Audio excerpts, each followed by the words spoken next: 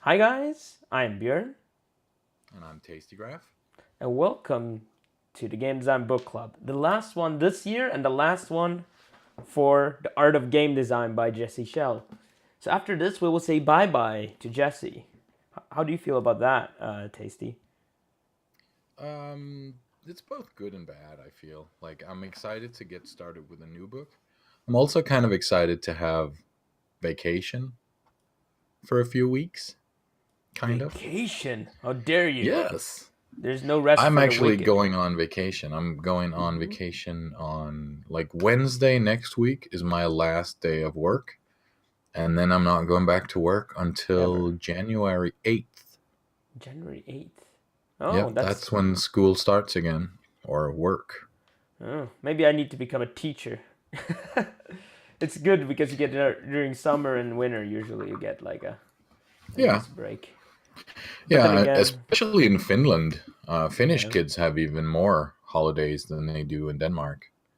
yeah, we But have. you're gonna have to take in like you need in Finland you need to have a university degree to be a teacher, like a university degree in teaching. Maybe you have to if you have a university degree or something else. You just need to take like a basic course or something and some Oh, okay, cool. Well, like go I don't for it. think it's not like you have to The spend kids of 5 years. Finland need it. Maybe if you're like a classroom teacher, yeah. But if you want to just teach like some Oh, you specific mean? subject, like Oh, okay, biology yeah. Well, or I high think school, maybe it's classroom teachers. I don't know, like yeah, the majority of the teachers that I met when I was in Helsinki in Finland, they were classroom teachers. yeah. Sup Flippo, welcome. Also welcome the Real Ranger Man and Incoming Drawing. How are you guys? Are you gonna have a break for winter too, you guys? I'm also gonna have a slight break but it's gonna be from Christmas and then 1 week forward, about plus New Year's. So it's gonna be like 1.5 weeks of just sleeping and eating. Sounds good. I'm just looking Sleeping at and your eating face. is You're always like, good. what is he gonna say? Face. Yeah, I was like, Sleeping, eating. I'm waiting for something else. He needs to do something else. You can't just sleep and eat. All your teachers taught you that in school. They have university degrees, and they told you you need to do something useful with your life. They in Denmark you don't need to have a university degree. It's like a Oh, 2 year I'll come there and education or teach. something. I'll just Oh come there yeah, and teach. Oh, woohoo! Matthew Dev, welcome to the company of Game Devs. Cheers for the follow. You're getting the notifications, right? I am. That's why I said woohoo. Ooh, a tiny one, a Yes, small one. How tiny? How small is tiny? Yeah, we typically get 2 weeks break, whole company. Oh, that's nice. 2 weeks. I have to that use is my very vacation nice. days, so I don't take 2 weeks. It's not like a Yeah. free like I then I have less vacation during summer. Sup Jordan Kid, how Yeah. are you I dude? have Welcome. I have 5 weeks of vacation, and then I have 5 days of vacation. The 5 days I can't like put after each other. I can use like one of them whenever I need to for like stuff. Yep. Um, I so like yeah, making and I food. kind of have to take my vacation in the periods where the students normally have vacation. Yeah, it's basically almost automatical when Yeah, you have to have them. Like you don't get much choice, I guess. yeah. Incoming drawing is taking a few seconds of break time. That's Well actually good. deserved, I guess. Yeah, 4 seconds of break. is how many are a few? Break. Is it like it's more than two because that's a couple, but then it can't be a dozen. That's 12 seconds. So it needs to be between what 4 and 10, 4 and 11 seconds is a few. Four and Isn't ten. there like a something something below a dozen? I Is don't that know. like the A dozen? I don't know. hmm, We'll probably have people who know in the chat. few? I guess few is just less than many. I Less than suppose. many. Yeah, Half a dozen. Half a dozen. Well, half a dozen. Yeah. yeah, but then you could say like a 12th of a dozen, a 12. quarter of a dozen. Yeah, you can. Yeah. Fortnight. Dirty That's dozen. 14, I think. But that's A not a what? A couple. That's fortnight? yeah. Yeah, That's that's 2 weeks. 14 days. 2 So, weeks. so we're going through the art of game design, as I said in the 2d6 beginning. seconds. 2D 6 seconds. That would be awesome. You have like Yeah. you always take a pause by throwing dice. And we're on the last chapters, the last 4 in my book at least. I don't know. Did yours have 4 too? Tasty. I can't remember. I think it was 3 or 4. Yeah, and they kind of cover like business. You know, the first chapter's name is designed. The designer and client want a game to make profit.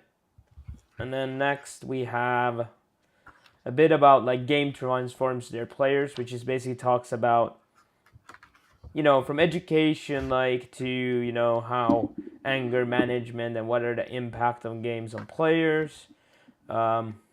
And then we have 33, which is designers have certain responsibilities. And then the last one, which is the fourth, each designer has a purpose, which talks about kind of remember to think about yourself. That we talked about a lot. He talked a lot about everybody else in the book, but remember to think about yourself. Why are you doing it and stuff like that. Yeah. Mine is called Each Designer Has a Motivation.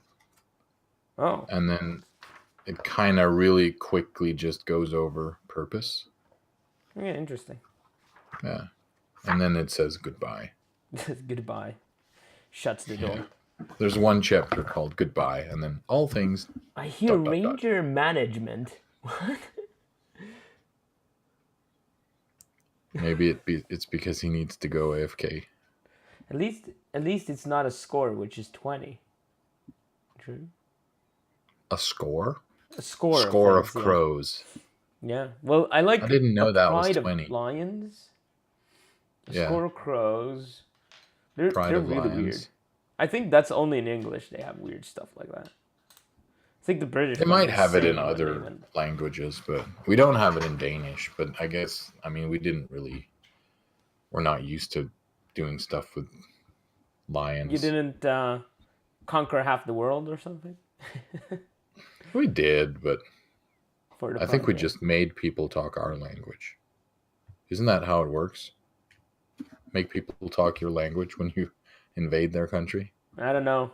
Have we been invaded by the English then? Because we're all speaking English on the internet. Internet has been We conquered have. by the English.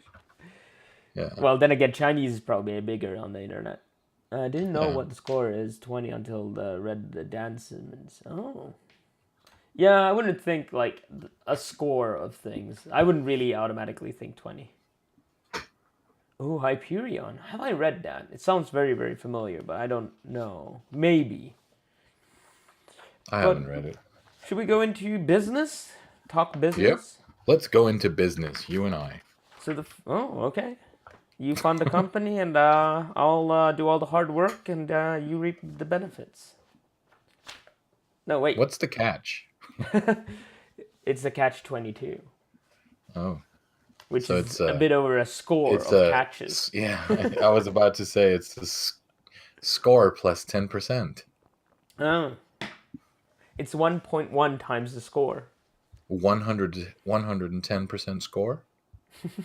Wouldn't that be right? Yeah. I'm not super good at math, but So, I'm assuming it was right. It's time to face the painful truth. that you need to make money to You survive. need to make money if you want to make games. As a professional. Well, I mean, he says here, like, the word amateur literally means lover. Yeah, exactly.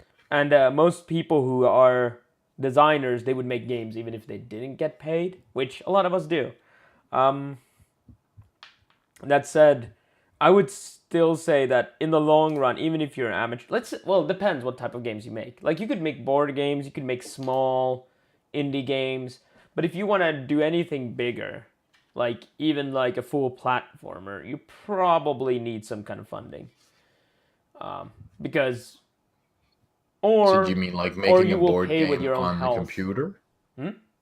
Sorry. Do you mean like making a board game on the computer? No. Just designing a board game and But even those things are like, that's really expensive too.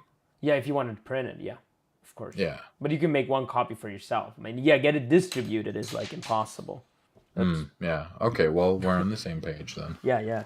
But like as an indie dev, like again, when it gets to bigger scale games, you have to basically pay with your own health. I would say, like you're still paying. You're just paying with lost time with your family, your friends, lost, of course, and then if you're making a game, you're probably working first your regular job, so you're working two jobs basically. No, Have you guys seen this? Shannon I haven't, Zucchillo. but I don't use like.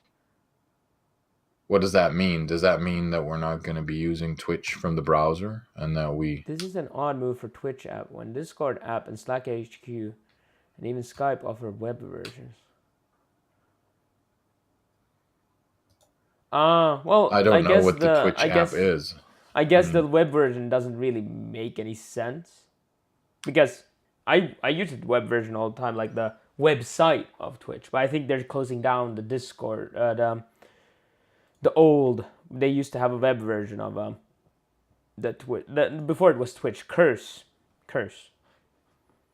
right? Oh, Then again, you is that can't what it is? because they have basically two web versions right now. I don't know. Like if you go to app.twitch.tv, that's where you find the app. Take a look. I think it's the anyway. But yeah, so you need to think about business, and the book really explains it well. Let's see here. Yeah, it's basically like the desktop version of the app. No, The desktop app is ending. What? no, it's a web thing that they are stopping. Yeah. The desktop app in the web is gonna end. Yeah. Well, that makes sense. There's no point in. I understand. They're just maintaining the same thing two times. Yeah. In my opinion. Because you have all the same features just on the Twitch regular website. It's basically the Twitch web app anyway. Of course the features are a bit different. I don't really. I never used that thing. I use the No. website and that's it. So I don't know. I don't like it. I've used it. I'd rather use Discord. I don't like it at all. Like, it's just not good enough. I mean, the Microsoft Slack, what is it called? Teams or something is even better. It's like, yeah. Yeah, I used Slack at one point. Like I was in a raid group in World of Warcraft, and they wanted us to use Slack. Yeah. And then a couple of months later, it was like, "Yeah, we're moving to Discord." Yeah. Okay. You don't need to have the same email. Slack is more for business. Yeah. Sorry guys, we're a bit tired today, so you can see it's a bit more calm, but it's more a chill stream today. It's chill. We can just relax. We can go through things. Yeah, I apologize if I yawn. I've been up since like 5:30 this morning, and it's late, and I don't know how to drink coffee, and I went to watch some random movie last night. The title's not important, and yeah, some movie that some people may be talking about somewhere, but I'm Yeah. surprised nobody's yet noticed something. It's interesting, except Yeah. that we're tired. I think they noticed. Maybe nobody's mentioned. Incoming it. drawing says 5:30 is when I went to bed. I watched Star Wars. I never heard of Star. Have you heard of Star Wars ever? I don't know what you're talking about, guys. I don't know. It's that. Isn't it like the movie with the space wizards? Yeah, it's a space wizard. I think. Yeah, I think it's like Yeah, Harry I heard Potter in about it. space or something. Yeah, I heard about it. Okay. It's supposed to be good, but I don't know. I don't know. I'm not so into like magic stuff. Yeah. Me Harry's- either. Harry Potter. I think there's Harry Potter. some people can't handle this type of jokes. I know that they'll go insane. Like their mind just goes like, "No, I want to argue and make them don't compare it to Harry Potter, please." So, what he does? Oh, From a storytelling point of view, Star Wars and Harry Potter are very similar. They are both the hero journey story. Yep. It's Christmas. Yeah, that's what he wants. That's what we went to watch. Yeah. Look, the rogue has gotten clothes, says Pico Fighter. Oh, Or, Pickle well, the Fighter. Rouge, but Rouge. the Rouge. Rogue. I like it called Rouge. I like it. I like it The with Rouge. Rouge. Yeah, the Night Elf has put on the Christmas clothes. Lady Graff came in earlier today and she was like, you know what? I have an idea. And then And you I were was like, like, oh okay, what kind of idea? And does it involve me? I was thinking we could give the Night Elf Christmas clothes. I have a feeling that the Night Elf is your Christmas tree. No, we have a Christmas tree. No, you don't. You have a we Night got Elf. it today. When she came home from shopping, she had like a Christmas tree. It's not very, like, it is kind of large, like, Oops. I don't know, 1 meter and 20 maybe. And she decorated it today. It's pretty. 1 meter and 20. Yeah. Yeah, that's. It's a fake tree, but it's fake. pretty. I don't like fake trees. The thing I like about Christmas trees is that it smells awesome. So if it doesn't smell awesome, ooh, that's nice. I am scent sensitive, so I appreciate not having pine in my living room. I prefer my living room not smelling like a cross between a forest and a new car. Granfer was half expecting a nod at Santa Claus too. Yep. Well, I was too, because I know that Lady Graff has like a slightly more revealing red Christmas outfit. I thought that was the one she was going to put on. So when she told me about it and I came home and I looked, I was like, I see. You gave her the candy cane dress thing. Okay. Yeah, it would be a pine in the butt for me, Garanthor. So, talking about business, Christmas business specifically for games. Christmas. I like how actually how he starts like dissecting or breaking apart, different business models or how to make profit, which is basically he goes through all the different business models. So it has this kind of graph for retail, if you sell your game retail for consoles and stuff like that, direct download, free to play, and I think that's it. Yeah. And it's interesting because like he claims, like if you understand where the money goes and how the money is divided, then you understand the business, right? Because then you know what the main goal is. So for example, in retail, you can see here, I'm trying to get it in view so we can, it's a bit blinky, but so it says there up here is consumer, he pays $50, then he goes to retailer, the retailer keeps $16, and then gives $37 goes forward, and then the publisher keeps $10, and then here's the developer straight down, which gets $8. And then I don't have those in my book. Oh, interesting. This is really good. And then it has here media manufacturer gets $3, keeps $3, platform keeps $7, and then ad agents and marketing gets $6. So that's how it's distributed. Wish I could, maybe I can somehow. But that's just an example, right? I mean, they're not like hard numbers. That's not exactly how it is. It's kind of more to give an idea of the the distribution. It's more to give an idea, but it's some of these are more accurate and some are less. Like I would say the retail, I got the impression that it's more like this is the average, how it goes. So it should be quite accurate, depending again if you have a publisher or not. So let's see here. Let me take a photo of this. Just give me a second. I can put it in Discord and link it in chat. So I think this is. If you don't have it also, Tasty, then it's hard to discuss. Yeah. There we go. Discordo. Oh, can you link it in chat once I put it here? Because I can't see chat, Discord chat on my desktop. Yeah, sure. I just have to remember how to... Here we go. Hope it wasn't a naked picture I sent you. Nope. So that is the retail one. I'll post it in chat. And then we have the free-to-play one. Or direct download, sorry. Let's do that one. Boop, boop, boop, boop, boop. Sorry, guys. We could have done this before stream, but I didn't know that it wasn't in your book. Yeah, it's hard because I have the first edition and Bjorn has the second edition, so we don't always have exactly the same stuff in the books. But I think it's also good. I have a business model like where it shows on like a $50 game. There we go. So there's all three of them now. Oh crap! I think I'm not really sure if my stream lagged out or something. Can you wave real quick? I just want to see what the delay is.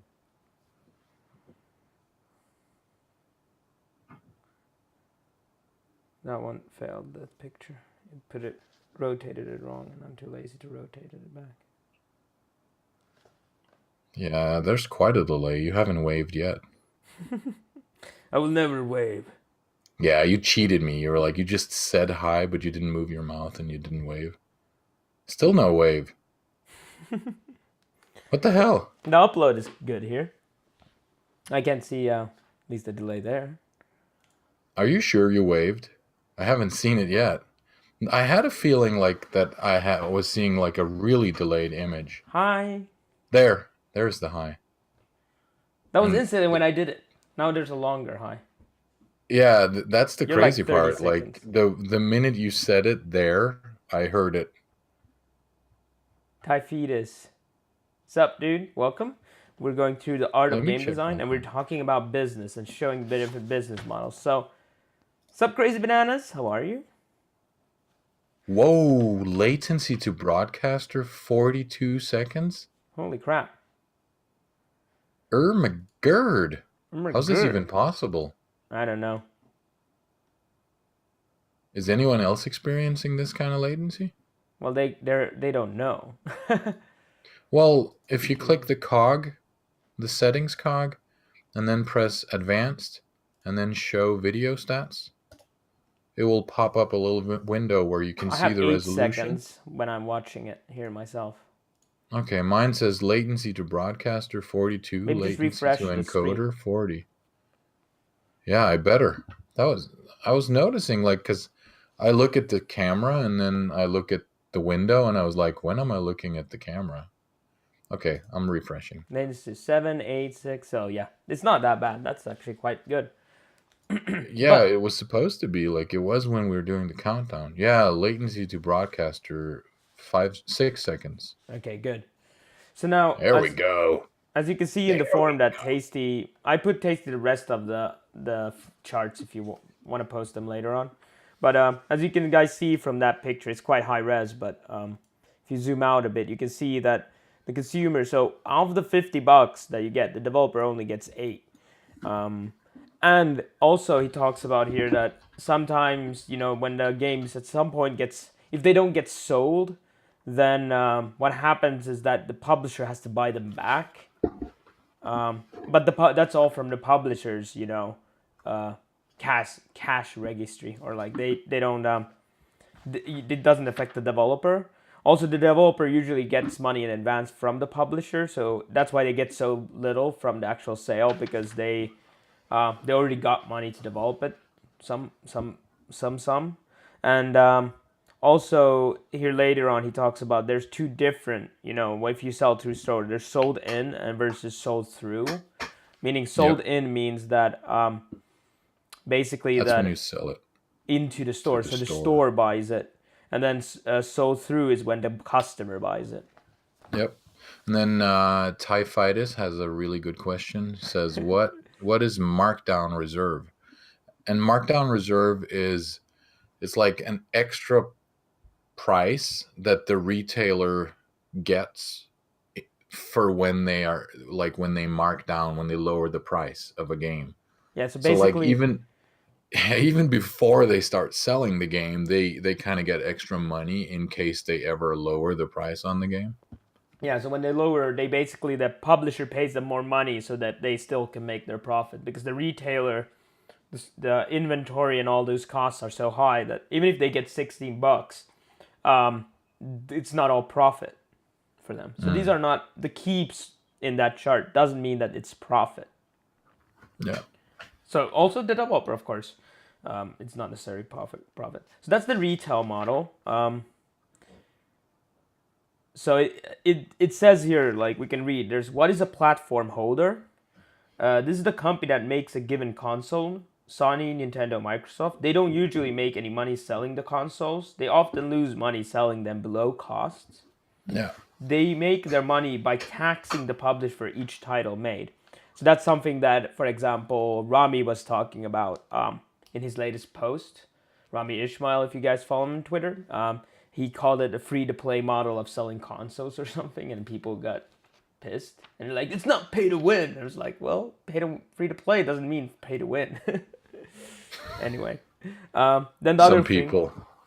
yeah, some people definitely. It was good. It's sometimes good that people get upset because that starts the discussion. When they don't get upset, then there's a lot of things that don't get discussed, which should still have discussion around them. Then the next thing that I have in my book, it says, why does a retail take so much? Doesn't the retail seem greedy? But they aren't. Retail is a low margin business where they have to cut every possible corner to survive. It just costs a lot to run a store. So again, it's not all profit.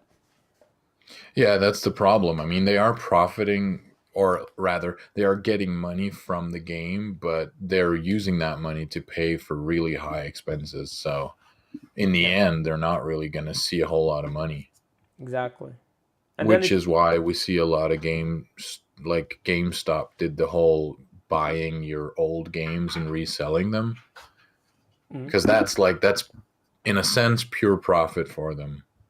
Well, it's still stocking fees and stuff like that, and people selling them, of course. It's not like they sell themselves. But I mean, yes, I understand. Like, it's free products to sell back again. And that in turn kind of triggered the whole DLC thing, because stores were starting to resell old games. Then it's like, we're no longer making money selling our games, said all the publishers, and started adding DLCs that basically rendered reselling useless.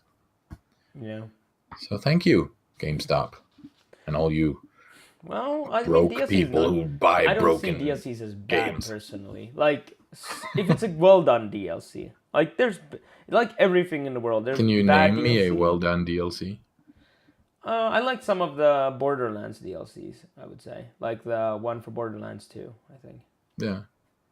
And it depends on how much I find that with the majority of the modern games today, like they ship with lacking content, and then a month after release, there's a DLC. And I don't care if it's a free DLC or not. I still feel that, that is cheating. People love The Witcher it's DLC. literally cheating. Yeah. Yeah, The Witcher is a good example of good. I mean, DLCs. you can do those. It's again like this is the hard part, which is gonna probably come up already today in this discussion, probably. And that's the thing, like especially when you go to free to play, is that it's not really the business models that is bad or evil. It's when you abuse it. Yeah. So it's like use it's it, when you don't make abuse it. Yeah. Like we're reusing the thing. So use a business model. Don't abuse people or the business model. Yeah. So DLCs definitely can be abused and can be a bit like basically, yeah, it can be just a stupid thing, and but they can also be done well, especially when there's a good batch. Like the chapter actually talks about this, and that is that it talks about like when he starts the chapter, he discusses this thing like, okay, you're gonna have management, you're gonna have the people that know the business part, but they don't know necessarily so much about games or designing games, and then you have the game designer, and basically they both usually make the game.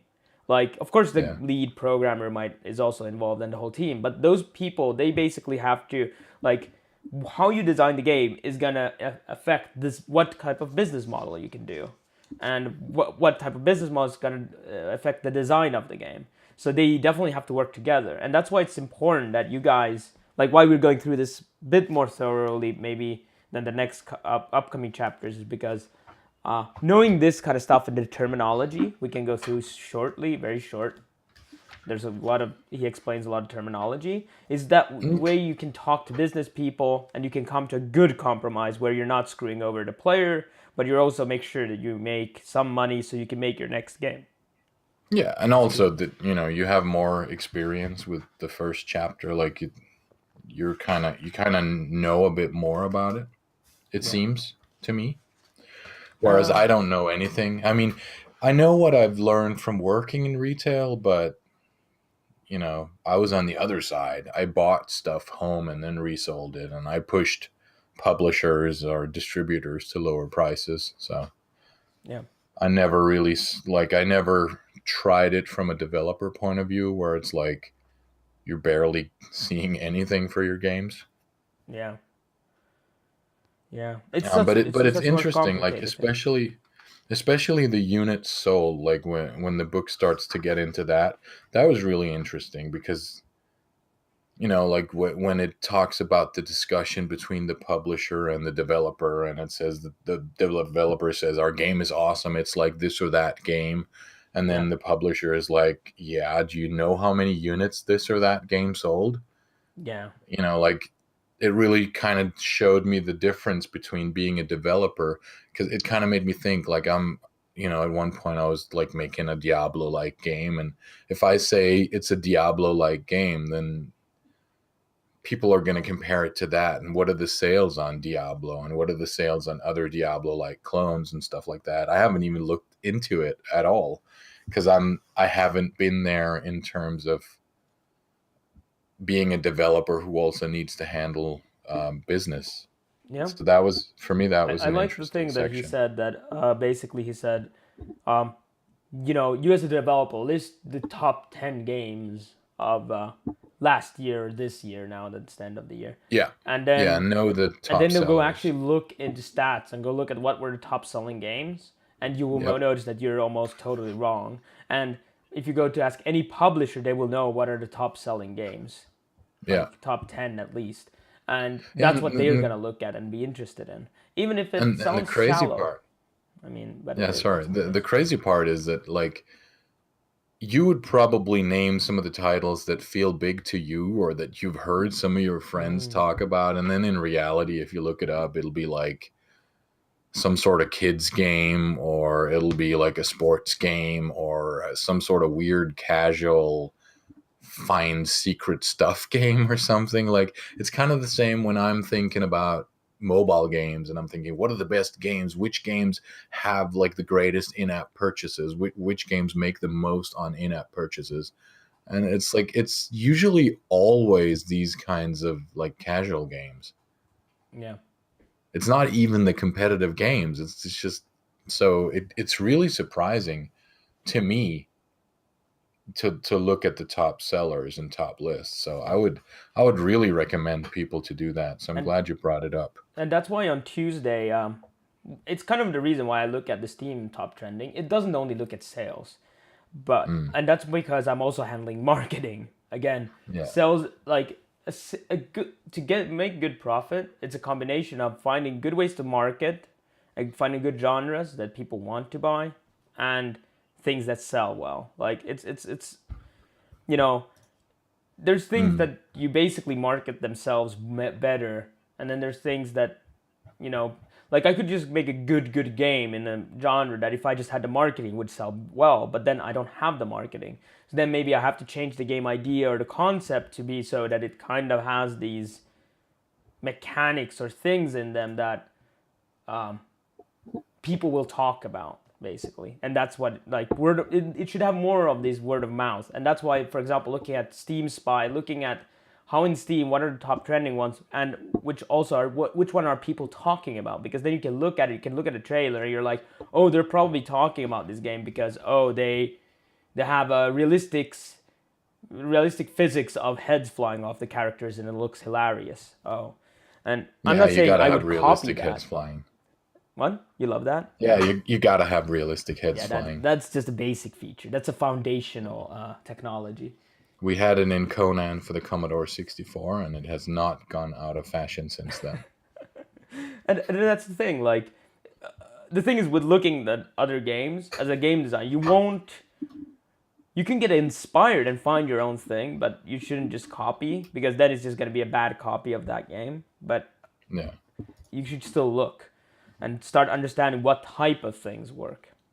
And that brings us to, should I explain why does the publisher take so much, do you think, Tasty, or should we move on? Yeah, sure. So here, Sure. Go ahead. so it says here, why does the publisher take so much? Look at everything that they have to do. They have to coordinate and bargain with all these different companies, and if anything goes wrong, they're the ones who lose money. If the game doesn't sell, the developer still got paid to make the title, and the retailer will make the publisher buy back the unsold titles. Part of the reason the publisher takes so much is because they have to pay for the titles that lose money. So you're basically, when they get money for one title, you're also, like when you buy a game, you're also paying for all the failed titles they made. And then the next question, or like this Q&A, he has this Q&A format here. What is the markdown reserve, which we already explained, but how he explains it is just that eventually the title will be marked down, sold at a lower price. In other words, the retailer makes the publisher absorb some of the loss when this happens. On average, that comes to about $3 a unit. Now, this is kind of old school. Like he starts with retailer because it's the most complex one, and it sets the basis of, I think, in no matter which of these models, you still have to do a lot of these actions.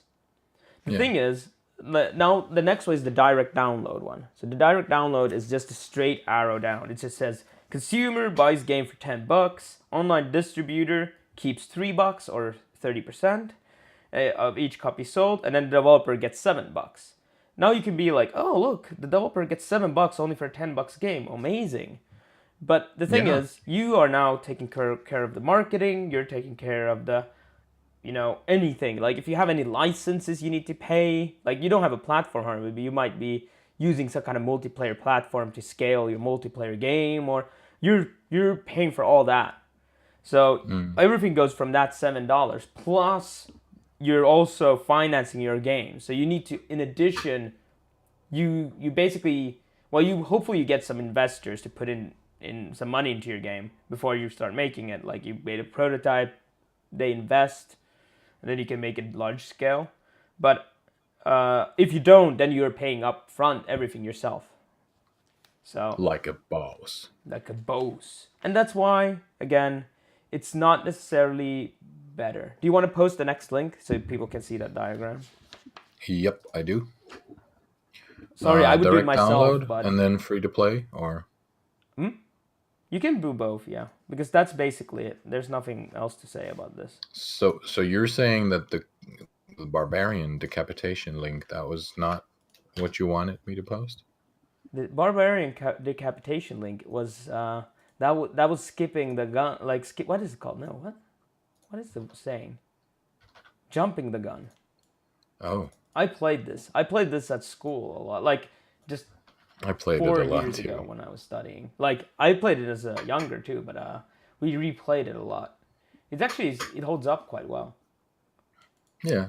I'd love to like make a remake of that, but I feel that in terms of like progress, it was a bit too simple. Like just fighting that one guy and then fighting the next and then the next. It was like a bit too. I think that's fun as multiplayer. Like Like I don't know if I would play it single player. It would need like a bit of an upgrade in terms of combat mechanics. It's a bit too simple. Then again, you could say that, is it For Honor or one of like, and then what is it called, the on console, the one where you can test different like ninjas versus knights and stuff like that is. That's For Honor by Ubisoft. But there's an older one that's called something like, that's on consoles. Like there's For Honor, but then there's also one that's something like Realistic something battle, or what is it called? There's some like simulation thing where they're simulating. It was like more smaller scale game. It's battle simulator or something. I don't know. Anyway, now I'm down to 45-second latency again. What the hell? I don't know. Stupid Denmark internets. is sinking into the ground. I don't know what's happening. I restarted everything. It should be fine, but I've well, at least closed all your my camera apps, works really well everything. in your audio, which is good. Yeah. And now we get to direct download. You guys, that's probably the most important for you guys who are indie developers. Um, and here he just has one Q&A. So it says, "What's that question mark next to the $7?" And he says like this: "Well, that's because the diagram assumes the developer spends zero on marketing and on advertising, which is sometimes the case, but not usually. Usually, some amount of money needs to be spent to get people to find out about the game. This used to be the publisher's problem, but if you're self-publishing, well, it's your problem now. Look back to where the publisher was. Oh, look back to the retail figure, where the publisher was spending $6 per customer on average. If you do that here, you only are left with $1. Trying to decide how much to spend to acquire customers is one of the most challenging aspects of self-publishing because there's no guarantees, and you must be careful not to spend more than the game takes in." Yeah, And that makes sense. That would kind of suck. yeah, it would suck if you, but that's the risk you play, you know? And then there's games that you don't even like. And I would still like, this is the thing, like when you self-publish, and especially if you're an indie or if you're working, as a amateur, I would say, like, I keep repeating this because I think it's very, very important. Like, this is probably the 100th time during this stream, is that your own time is valuable. Your own time has value. It is worth something. So every hour you put in the game, you should like write yourself a check for like whatever is the minimum wage, at least in your country, if it has one, like let's say $10 or whatever it is. Doesn't matter, because then you know how much it actually costs you, because you can always be doing something else that would have earned you that money, or you could have been doing something like going to the gym, or you know Or collected bottles.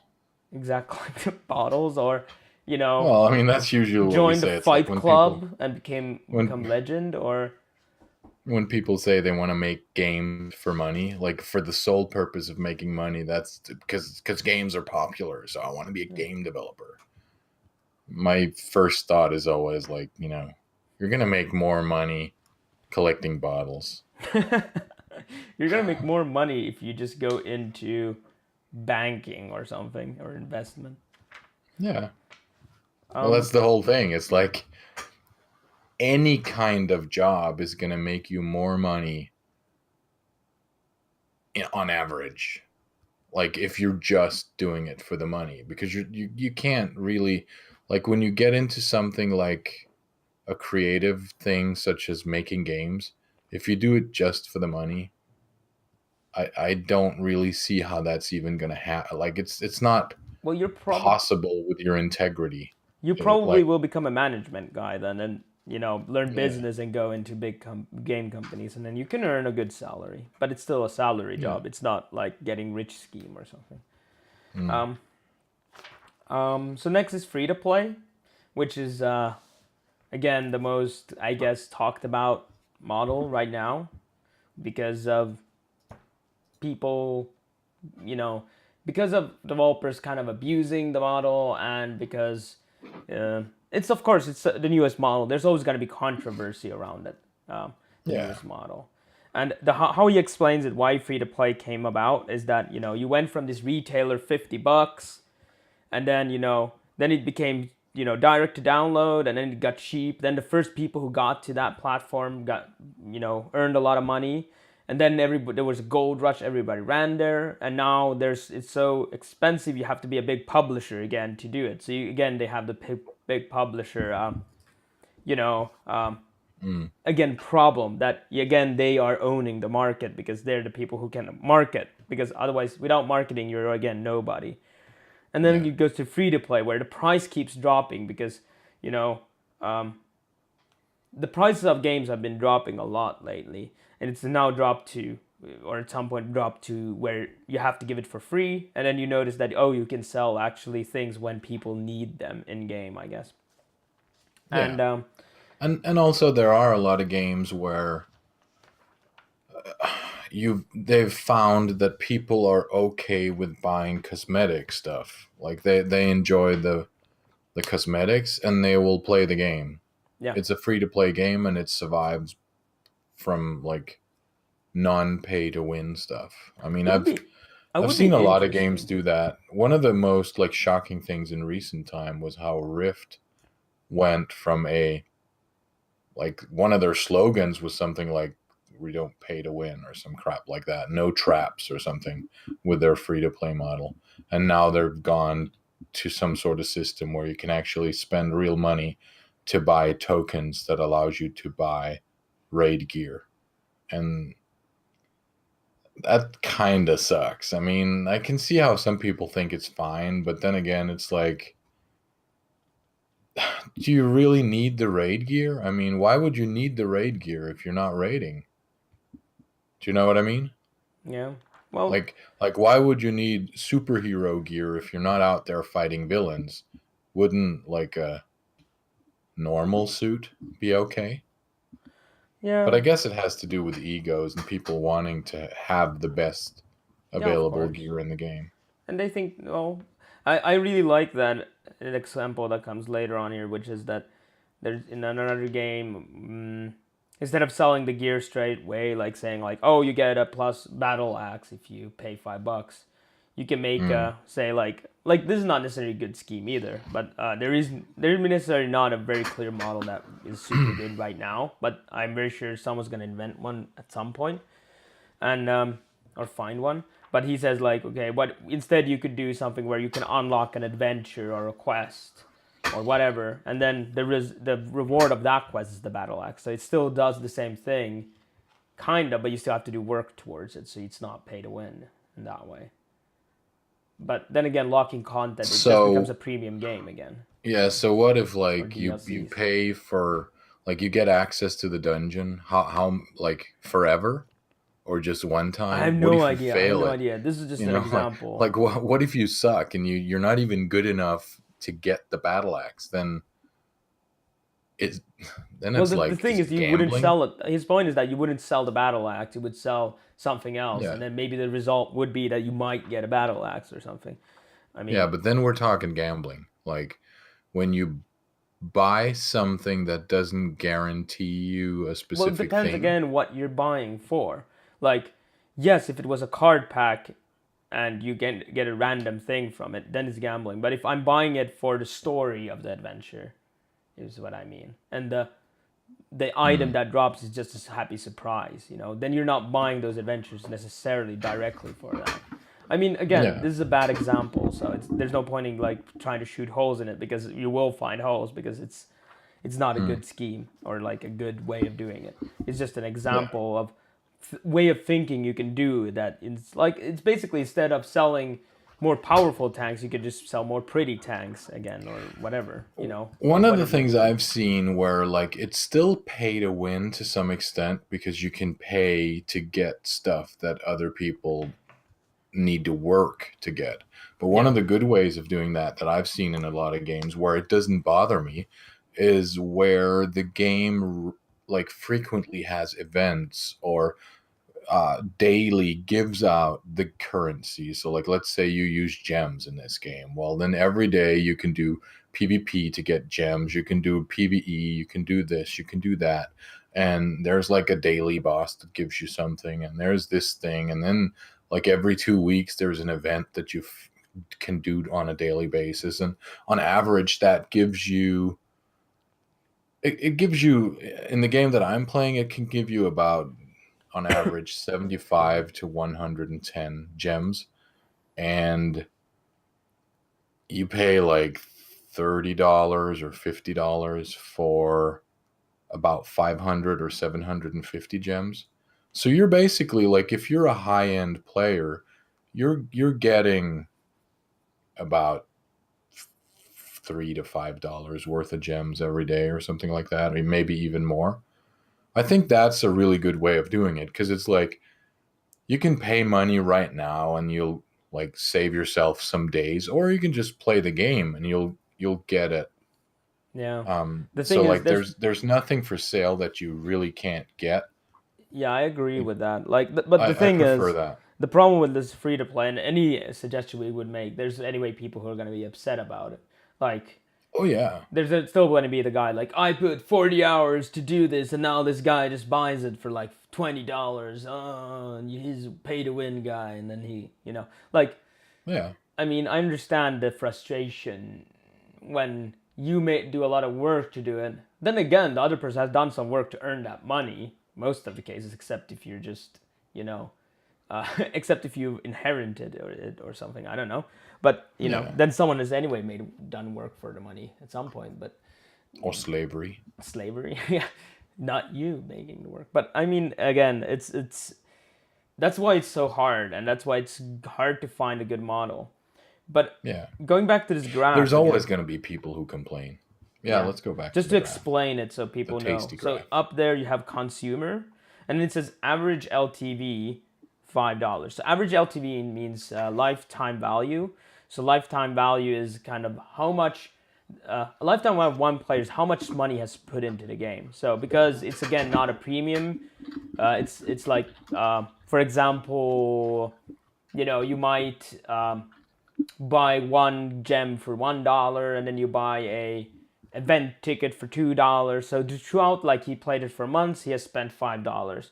And then average LTV, of course, is the average of all the players. Then you have the online distributor, which is usually Apple Store or Steam or something like that. They keep 1/3 still, about. Sorry, but that, like, we Hentai needed a vibes. mom joke. Free to play. Ooh, snap. Yeah. Ooh, snap. So I didn't mean that Negan's Spaghetti's mom was free to play. I just I wanted to put a free to play joke in there and a mom joke. I wasn't referring to anyone's mom. you can always refer to my mom. She's awesome. No, she's watching. Oh no. Run! We talked about this last. It's Sometimes I look at the viewer list and I see like your mom. Mama Bear. Mama Bear has joined the chat. And we know it's your mom. Mama Bear. Mama Bear. How do you Mama say Bear. hi in Finnish? Hi? What did you say? Hi. Like how do you, What did you say? yeah, but like how do you greet someone in Finnish? Oh, how do you greet. say Well, there's so many ways. hi Björn's mom? Oh. How would you say that? Moi Björnin äiti. Moi is the Do I greeting. say moi twice? No, moi is the greeting. Oh, okay. Oh. I was just gonna explain. Moi is the greeting. Björnin is Björn's. So instead of S, we use N. Björn Yeah. in. And then just hey. No, you can say hey too, but that's more like Swedish. Moi would be more Finnish, I think. moi. There's so many greetings. We can say terve, moi, moikka, mo. There's different slang for hi. Depends a it's bit the where you same come from here. the country. And then äiti is mother. Äiti. Yeah. Too complex. Anyway, so the online distributor, just like in direct wasn't that download, complex. takes 1/3. And then the developer gets 50 cents because, again, in free-to-play, marketing is a huge thing. And here he's added marketing. That's the biggest difference between direct download. And basically the whole... You would... Basically, the whole free-to-play market works like this. It's a whole, like... It's a funnel like this that goes down. If you look at this graph that Tasty posted up there in the chat, somewhere here, probably in your screen, the second link. And... it's a whole like a loop, right? Like this. They pay for users to basically now it's not even free to play. They're paying marketers to get you to play the game. It would be we should make a website where you get $3 to play somebody's game, and actually the consumer will get that $3 instead of the marketer.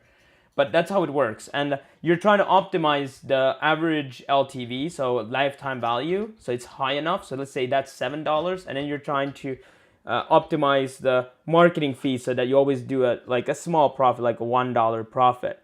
And then it's about getting millions of players. Like there was a game designer, I don't remember where it was. Like basically when you're talking about, was it? I can't remember who was talking, but basically when you're talking about, Oh, it was the CEO of Rovio. He was talking about that when you go to you talk about free to play, you talk about billions of downloads.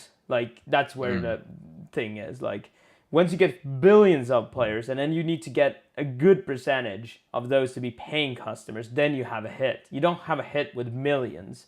It's when you talk about billions. That's the insane amount of people you need to make that work, or not make it work. That's when you have a hit.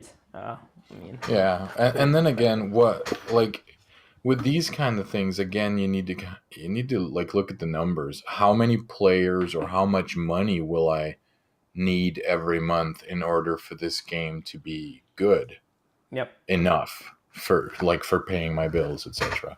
Because I mean, it's entirely possible for someone to like make a game and say, my aim is to sell 30,000 copies, and that's probably great, and they'll make money and stuff. Unless, of course, they're with a publisher, and the publisher needs you to sell like 100,000 just to break even. Then you're kind of screwed. Or Yeah. actually, they would never accept your product if you told them, "Oh, I plan to sell 30,000." If they are such a big company that they need to sell 400,000 just to make any money, then they're not gonna take your game. Yeah, so the units sold is very, very important. Like when you're talking to an Mm. investor, you need to know what the estimated units sold is. Yeah, Both are normal, but Oulu level at least. Moi big around a lot later on. Yeah, it's more Helsinki. I would say Mo. That's very common, and that's like 1/5 of the country right there. What if there's cosmetic? What if it's just cosmetic? Is that pay to win? No, it's paid to look fabulous. Yep, Garantor is yeah, correct. That's the official term. Cosmetic is not pay to win unless you use the cosmetics in a context where people vote for the best looking character and reward is. Yeah, if the game is about cosmetics, you win it by looking the most fabulous. It's yeah. very. I mean, I've seen games where Should we explain what pay to win is? So that because I've seen a lot of misconception, especially with the younger people. Like it's a bit like just a curse word, and they don't really. A lot of people don't actually know what pay to win means. but it's because there really isn't a proper definition for it. I mean, No, but we can still try to technically, explain it. Like yeah. for example, why is like for example when you play for how your character looks, is because and it's not because you're pay to win. It's because usually looks in most games looks and how your character looks and what color it is or something like that doesn't define are you gonna win in the game. it's Yeah. it's it's just gonna look, you could look like, oh, I'm playing a tank game shooting each other. I Because I paid, I get the pink tank. I still have a sucky tank as everybody else, but it's pink. And well, you could argue it's better, but worse camouflage, and maybe that's even a Yeah, drawback. But but I mean, if you I, understand what I I would mean. say pay to win is buying something that gives you a virtual skill increase in the game. And by virtual I mean like your some stats go up. Whereas like if we take the story with Bjorn's tank, Yeah, there aren't any virtual skills that change. It's literally just the skin of the character. And then you could say, well, it actually decreases your chances of hiding because now you're like bright pink in a green and gray game. But I mean, I've never seen a case of people like buying stuff that actually is negative. But it would be kind of interesting though to see like cash shops with games where they sell items that have huge negatives and huge positives. But again, it would be like people would quickly find the best of the items and then no one would buy the other ones.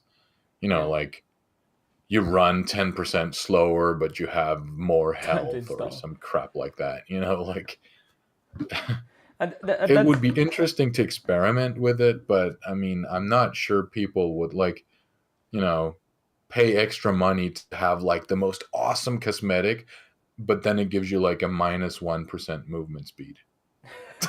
It's like, maybe, maybe. don't. Who knows? I It mean, would be interesting. Maybe something like where you run slower, but you gain more points at the end of the maybe match if you or could something like pay for that. social status. That would be an interesting thing. And what I Isn't mean with that that is, called real life? yeah, exactly. No, Yeah. basically what I mean is like, imagine like in Diablo, right? If you play Diablo 2, There's a cat paw sticking out. uh-oh. Let me see if I can get a picture of that. I don't know why she's doing it. Like, I guess she wants to come in because the door is closed. There's a But, cat paw coming like, out I of the can door. see the door here, and I'm seeing, like, a cat paw coming out like this. I bet you actually you closed the door and the cat was stuck in between. She's been there for an hour, like No. I'm inside the room. So, like, that's just, like, they're all outside. they're And trying Lady to. Graph is They're there as well. zombies. They're trying to get you. Yeah, she's like, I see her claw coming up from under the door, and it's like, Sounds like planned company bankruptcy to me. I don't know. Oh, it's probably to get answer. He's saying. But the what I meant with social, the whole social thing is like, oh, now your camera started blinking. Uh uh-oh. Show him the toilet paper. Stop blinking. Okay, I'll show the camera the toilet paper. Or it's actually not toilet. It's a paper towel. Yeah, it's a paper towel.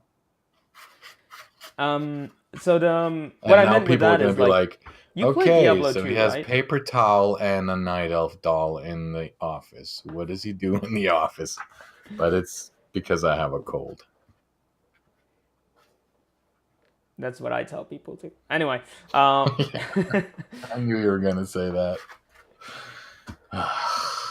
Too much detail. so so with the painted for social status, what I mean is like you said that the -2 movement, right? So in Diablo 2, right, when you play, if you have a character that's hardcore, a lot of people are like, "Oh my God, you played it hardcore, good on you," you know. So what if what if you made a game where you basically can pay to make the game more difficult for yourself, and then you get visual kind of like, "Oh my God, that person is like playing in hardcore mode," but he basically have to unlock it by paying. And then you get like everybody's like, "Oh, good on you." So actually you get compliments for paying for the game instead of, "Oh my God, you're pay to win." Blah blah blah. It would be interesting. I don't know if it's gonna work, but it would be interesting to experiment. Yeah. I mean, I would definitely be up for trying some of those theories, but I also think a lot has changed. Like, people are generally, a lot of people are like covert pay to winners. Like, they don't want other people to know, Of course. so they kind of keep it a secret. Yep. But we're seeing more and more mobile games where it's the opposite. Like, the people who play the game kind of want other people to pay for it as well. So they'll be like, no, you can't join our guild unless you have X amount of VIP levels or some stuff like that. It's like, yeah, you're not dedicated enough. You're still free to play. You haven't spent $10,000 on this game. It's like some people are really like that. No, I mean they are not wrong that they're keeping the game up afloat. I mean, and Yeah, Negan Spaghetti says, I don't really have an issue with pay to win in free to play games. But I think it's bad when AAA studios decide to adopt them in their full price games. Yeah. I mean, recently we saw a lot of attention giving to DICE and EA about Battlefront 2, the Star Wars game. But like, it was out for about 4 days, and then they took away the, like, you can't buy with real life money. You can't buy credits or anything in that anymore. So very few people actually paid real money to unlock anything. And since then, they've changed a lot of stuff in their metrics. So if you play the game for like an hour, you usually have enough money to unlock a new hero. Whereas in the beginning, it was like, yeah, you need to play for... Ooh, thanks for the follow, Negan Spaghetti. Welcome to the company of Game Devs. Yes. Thanks for keeping us hydrated, I think you were saying. Sorry. I interrupted you 2 times. How dare I? No, that's okay. It's because I took your line and I forget to say welcome to the... No, I can say that. This works Devs. fine. You say, ooh, follow. Then I say, welcome to the company of Game Devs. And then you say, thank you for keeping us hydrated. Yeah, we could do that. We could also just whatever. We can just We're just happy that Negan Spaghetti is one of us now. exactly. Thank you for joining our secret army of devs, which we will soon ignite and make the biggest game of the world because we have so many. Yeah. Imagine if you had like 3,000 devs work on the same game. It would be chaos. Anyway. It's by the way, it's the final episode of the year and the book. and the So book. it's not like we're not done. We like doing this. I'm not done. If I can't come here, then I'm gonna have to start streaming or something. Oh, then this ends now. This is the final episode. No. But if that makes you stream on your own channel, I'm gonna. I have to make this episode just so that you stream. Look, No, just kidding. this is a pay to win stream. I pay. I have a castle here. You can't just end it. Oh, Ooh! What do we Even do now? awesomer. I don't know. Should we spin it? we're happy. Sub. Sup? I think it's Lenny, or is it Any? Thank you for the sub. Thank you for supporting our little show. Let's see how And they Lenny managed to did, announce the and sub. Lenny's- No, Yeah. we fail. I used to do we the weren't dance. ready. I had even the We birds the word, and we danced. That's how We were not prepared. we were not prepared. Dance, tasty dance. Oh crap! The cord. I can't do that. I'm gonna have to put it back. Okay, I'll do it again. You can tell I don't dance a lot, right? Yeah, me neither. I'm fat. You'll see it in 40 seconds. It's gonna look weird. But Oh, what is- we're I want- dancing together. This is a game now. What is this missing letter? Is it Lenny, Lani, Looney? Lonnie? It could be anything. Yeah. Thank you so much for the sub. Definitely, every bit helps. The problem with Battlefront was that the entire progressive mechanics was loot boxes. It's like going shopping, but only being able to buy unmarked food baskets. To some extent, I agree with you, drummer boy. The problem is that in order for your characters to unlock more slots that you can use more of these cards, you had to get more cards. Your character's level was based off of the average amount of cards that you had for the character. And that was kind of, but I mean, I've played it almost every day since it launched. I didn't play it in beta. I enjoyed the campaign. I'm almost tempted to say that the full price game, just for the campaign, was a really cool Star Wars story. I haven't played the new 3 chapters that they added in the DLC yesterday, because yesterday I went to see Star Wars, and today I'm streaming, co-streaming, helping, showing up here. But I You're think like downgrading I think yourself as you say, like, I'm just showing up here. I don't do anything. Actually, I don't even show up. I just happen to be here. I'm just a cat wearing a human skin suit. Yeah, I forgot to see the new stuff. You need to see it. Here it stopped showing after not this Friday, but next week's Friday. It's very weird. It's like, That is very weird. It's like, why don't they show it in January at all? I don't understand. They're releasing it on DVD on January 1st in Finland. Probably. Like, You're that fast. I'm surprised, like, how fast it goes to Netflix these days. Like, Yeah. it's like 3 months after the movies come out, I can watch it on Netflix. Oh, I wish it was that fast here in Denmark, but I don't know. I think we have crippled people who don't know how to like put subs on the films because they don't like. It takes at least half a year. Oh, no problem, Sadly. Finger. I have no problem. Wait, what? Problem? No, I think he's referring to a Discord thing, right? Not on stream. Because in the on stream, I don't remember anything. Oh, I see it now. Yeah. Sorry about the other day. I was out. Oh, Yeah. I used to have panic attacks like 5-6 years ago, so I know it's not fun. yeah. It's You not just- fun for anyone. Just to have that. take care of yourself. Go get help. Definitely there's help, and you can definitely get past that. The first step of getting rid of panic attacks is to realize that they're normal and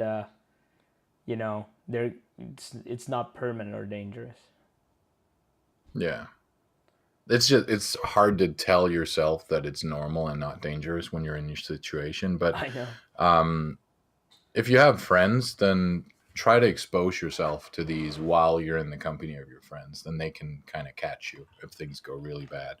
Yeah, yeah, yeah. Because exposing yourself to Not exposing uh, yourself as in well, I mean, revealing, no. I not mean, like telling them what's putting happening. your putting yourself in a situation where you feel stressed or scared of something is one, not the, but one of the ways of like becoming desensitized to that particular fear. Well, I mean, I would have a panic attack if I started exposing myself, but like I work with kids, it's a really bad idea. Yeah, but I think the first step. There's really good people on YouTube you can watch that help with that type of thing if it becomes chronic. And the best thing to, I think, is like just accepting that you're gonna have panic attacks is the first. It's like alcoholism. You just first step is to get rid of it is to accept that you're gonna have it, and then you're just like, okay, I'm gonna have today's panic attack. It's 5 o'clock. Let's have some tea and have our panic attack. Oh, look. Ugh. It sounds impossible because especially when you just had it, but that's kind of the way of thinking. Like you have to basically get unscared of the whole thing. The kappa Yeah. means you're joking, coming drawing. Learn to internet. Yeah, because he says I often expose myself, Yeah, Kappa. But we know it, he does, so there's no need yeah, for the exactly. He Kappa. exposes himself on stream all the time. I'm Yeah. actually surprised that he hasn't gotten banned. No, it's okay. I don't feel bad. I mean, we should do like a dev talks about like developers getting depressed and having panic attacks. It's more common than you know. Oh Between yeah. like it's so common between. Whoa! Now it wobbled again. Don't hit the keyboard. Yeah, I accidentally knocked the table with my leg. I'm very muscular. So don't expose yourself. Yeah, I won't So expose myself. Not now. even between amateurs to like hobbyist developers to professionals, there's like panic attacks, depression, um, you know, imposter syndrome, all kinds of things that happen, and that's it's worth talking about. It's not it definitely something like why I'm like not casually like but talking about it now suddenly is just because I think it's something that should be talked about and shouldn't be like taboo to talk about anxiety, depression, panic attacks. Shouldn't be normal, but it'd be something that you should be always be able to talk about. Phil Fish, panic attack, depression, crippling. Who's Phil Phil Fish? Fish was really bad at handling his aggro. He was like a rogue gone wild. Have you seen Indie Game the movie? Yep. Ah, yeah. Oh, it's him. Okay, yeah, yeah. Yeah, it's the guy who made the funny game on his dad's computer where he stuck his head into the screen and it started blinking. Like it was, are you kidding me? It's actually kind of interesting. Like he at that age he designed an experience that it would make your vision blink. It's probably really unhealthy, but it was kind of funny that he did that. So I mean, I don't doubt that he's a super creative person, but he lacked human skills on. I mean, he was on a whole other level of human skills. Like he had none. He's the one who wasn't he the one who Sorry, like you're there gonna was an see it. interview at one time and they were being interviewed by a Japanese reporter and he talked about something about like the difficulty of Japanese games versus European games and he murdered the Japanese game industry, which is really really unprofessional when you're a game developer. I Yeah, mean, I don't talk Phil bad about people like that. Phil Fish is. I don't want to talk bad about him, He's a but troubled person. he's a troubled person, and yeah, that's basically what you can say. That's that. I think that that is. It's not the only thing. It's basically he's a troubled person, and don't take everything he says seriously. Yeah. Phil Fish needs someone to help him with his communication to the rest of the world. Yeah, is he deving still? I'm pretty sure he's either deving under a different name or he is not deving at all. Yeah, because I Because thought he quit the he rage game quit. industry or something. Oh yeah, he rage quit hard. Like he had like a meltdown, and he was like some random world leader on Twitter. Trump. No politics. Sorry. Honestly, he's an artist, and being troubled is probably coming from an artist. Well, I agree. yes, but I mean, yeah, it's kind of hard to even discuss because it's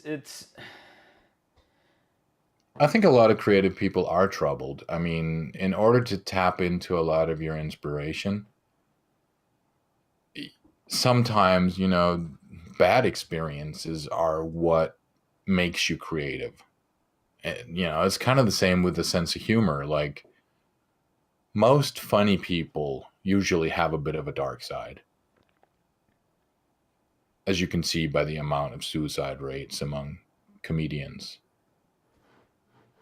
yeah. I mean, they It's think like about it. you They tap think about into the life a dark lot. side. If you sit Yeah. and think about life a lot, then you're probably depressed because If you thinking think about about life life a is quite lot. depressing. Yeah. You Yeah, you to get some born, you grow extent. I old, then mean, you die. It's like, okay, well, yeah, but you have fun and you yeah, talk to people, and I mean, in some way, I know that a lot of people feel super lonely because it's like I don't have any friends, but again, there are a lot of people to talk to online, and maybe you don't have like real life face to face friends, but you still have someone that you can relate to or talk to or identify with. So I would I say, prefer to look at the positive things, even though I love yeah. being a negative person.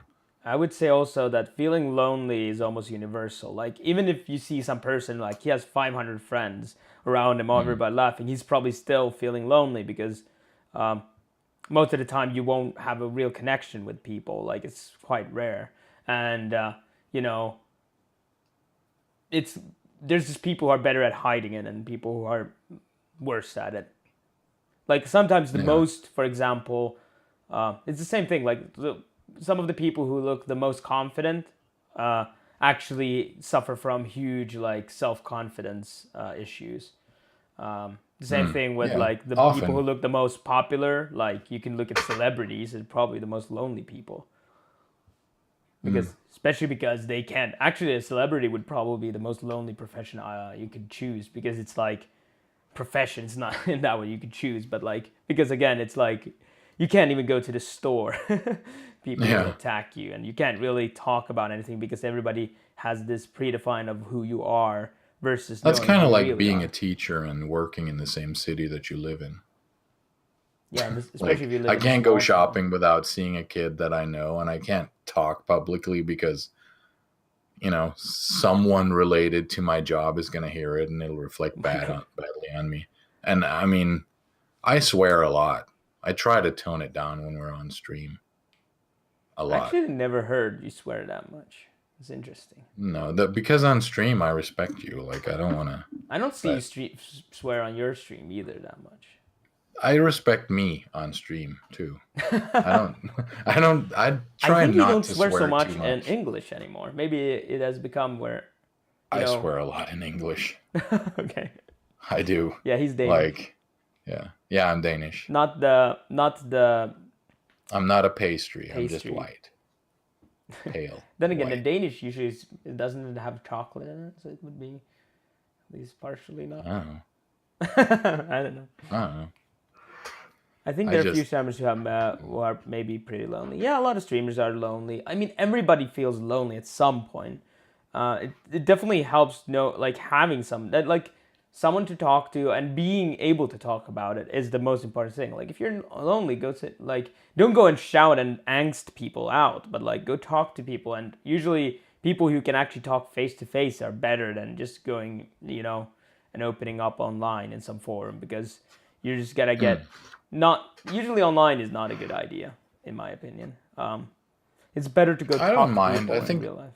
sometimes you just need to put words on your feelings and for some people it's fine to do that online. Like you can just say stuff and you don't have to react to it. Sometimes it helps to just, like vocalize or verbalize your thoughts. Yeah, true, Um, true. Yeah, I'm yeah. just gonna go back to Nega Spaghetti said my favorite game this year was Hellblade Ninja Theory. That was wild. They created it in 3 years with 13 people and a budget of $300,000, compared to other AAA games made in 2 years, $100 million budgets with hundreds of workers. And that game won a lot of rewards this year. Hellblade. Hellblade, is that the one with like super crazy realistic graphics about a girl fighting zombie Vikings or something like that? I saw it, I think, but I never Where is it made? played it. In what country? I don't know. Ninja Theory.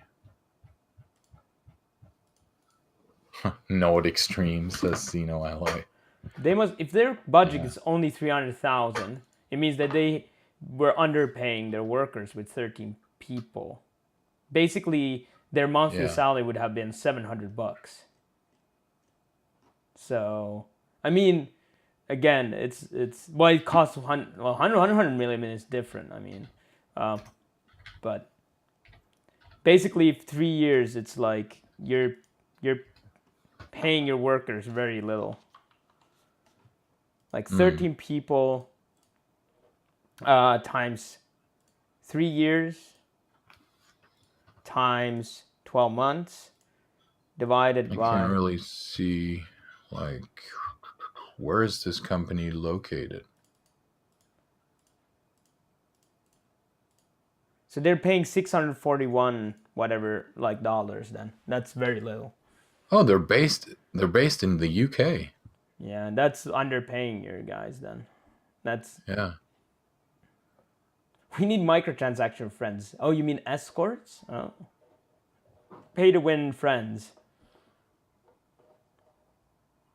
Maybe they didn't include the salaries in the budget. Well, what is the budget then? Is that just the marketing budget? Or they screwed the devs? I don't know. I mean, it might be also that it didn't actually cost 300,000. Maybe it costs closer to 3 million, but that's probably what you would think for 13 people. Well, I mean, it's listed. It is an indie game and an indie company, but I can't seem to find data. I don't know. Let's see. Okay. I'm not questioning. I'm just saying, like, they're basically, if there's 13 people, they're not getting a lot paid per month if their budget's 300,000. Like, if it's, of course, if they're doing it as a hobby, that's different. They sold it for about $30. So they went lower than the regular AAA price for sure. Yeah. I mean, as an indie, you can, of course, make everything with just, it's called sweat equity, meaning that you do work for free for the company so that, because you basically, you make, you and that's an equity, like it's basically you're working towards making a product for free. And that's really fine. Like, are people still playing it? Don't know. It was also a game about mental illness. It released so in August. Subsidized a little. Yeah, maybe. And a lot of the time they don't disclose all the sources of income. But I mean, I'm curious. I'm not judging them, by the way. First off, that's very important to differentiate. I'm just wondering, released the like, game and it was how did they do it? If there's a good YouTube video, please, you can post it in chat. It would be interesting to see. It's always educational to learn. And it might be that they just did it with sweat equity. Their own, basically paying it with their own sweat and blood. Yeah. Which I mean, is a lot of honorable. indies do that. That's what I do. Which is, yeah. I mean, I do the same. I don't pay Tasty anything. I should. We should pay everybody. I pay Bjorn to be here. It's like I'm a subscriber and I own the castle. I'm actually Bjorn's boss. Exactly. Behind the scenes. Sorry, sir. Yeah, you can work harder. Yeah, go ahead. Work harder. For break, pull cart with teeth. Ooh, the announcement.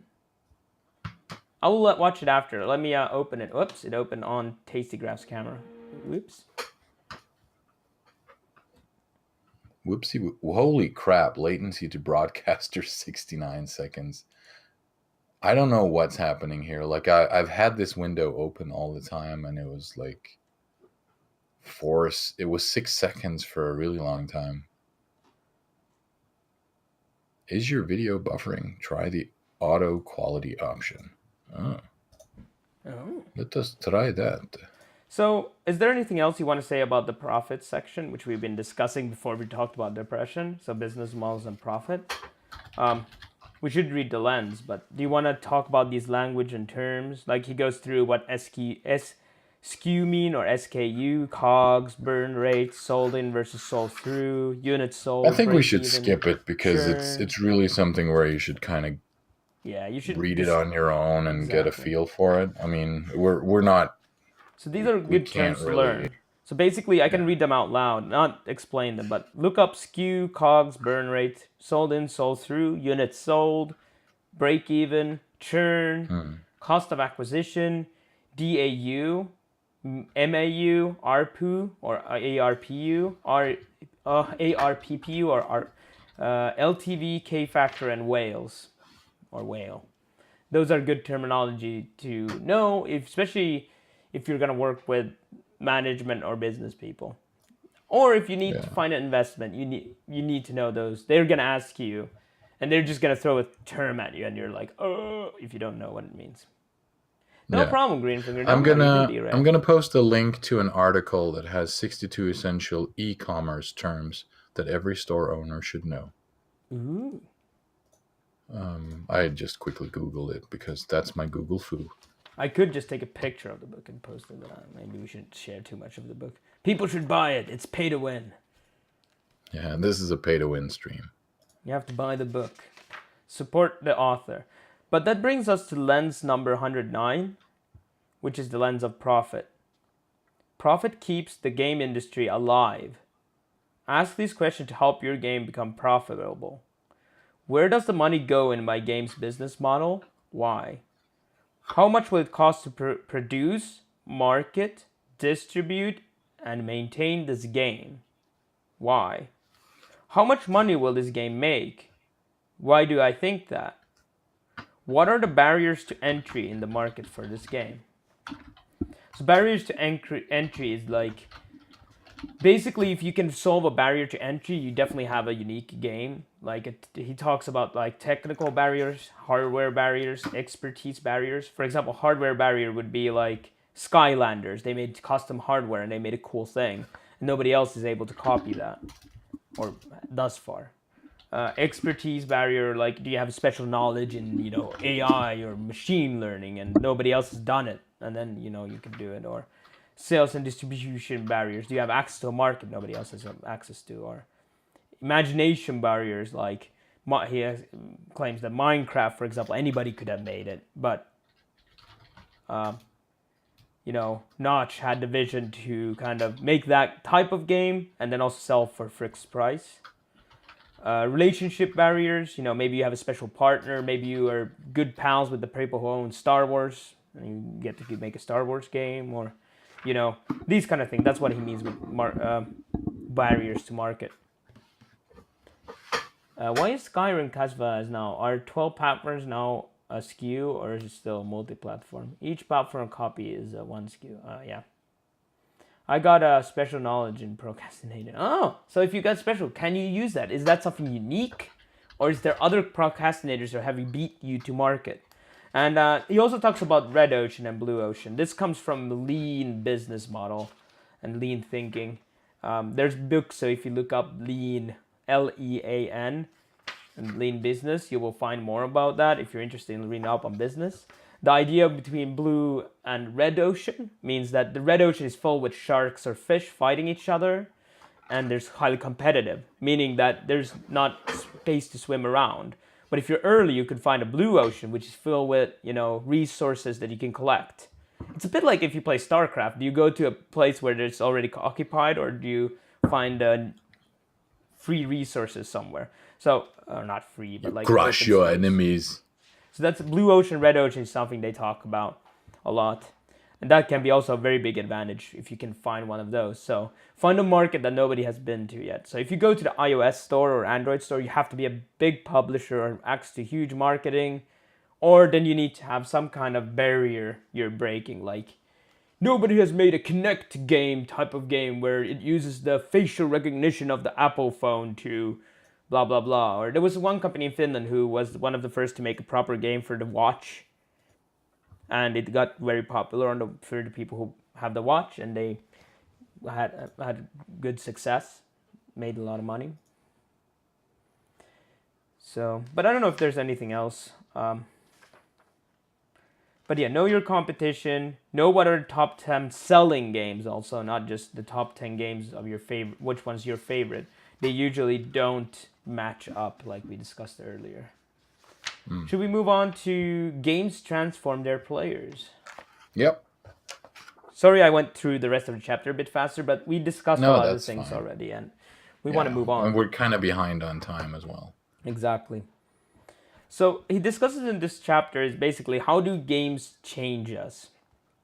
So like you have a lot of, especially in media, a lot of discussion like, do games make you a murderer, or like does it make you Yeah, do kids become violent because their brains are not fully developed, etc., etc. All of these things, and just to clarify, like, you can't just ignore these people saying these things because we don't have evidence that proves either of these.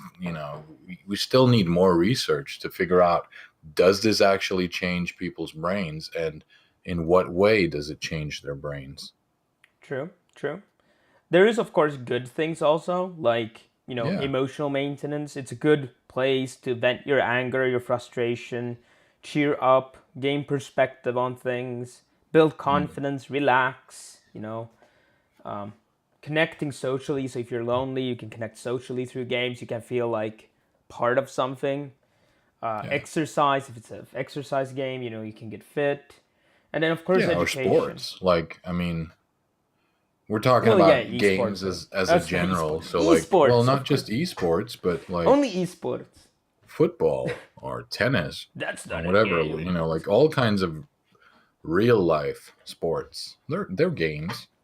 Yeah, true. Yep, of course. Yeah. Yep. And then you have education, which he goes much more deep into. And maybe Yeah. that's basically, which I also put in the title. He doesn't use that term here in the book, but serious games is the kind of official title, especially in research that they call it. Serious means that it's still a game, but it's with one of the main intents is also to discuss a serious matter that's not just for entertainment. And that education, it could be education, it could be discussing, helping. Like there was one that discussed the teen suicides.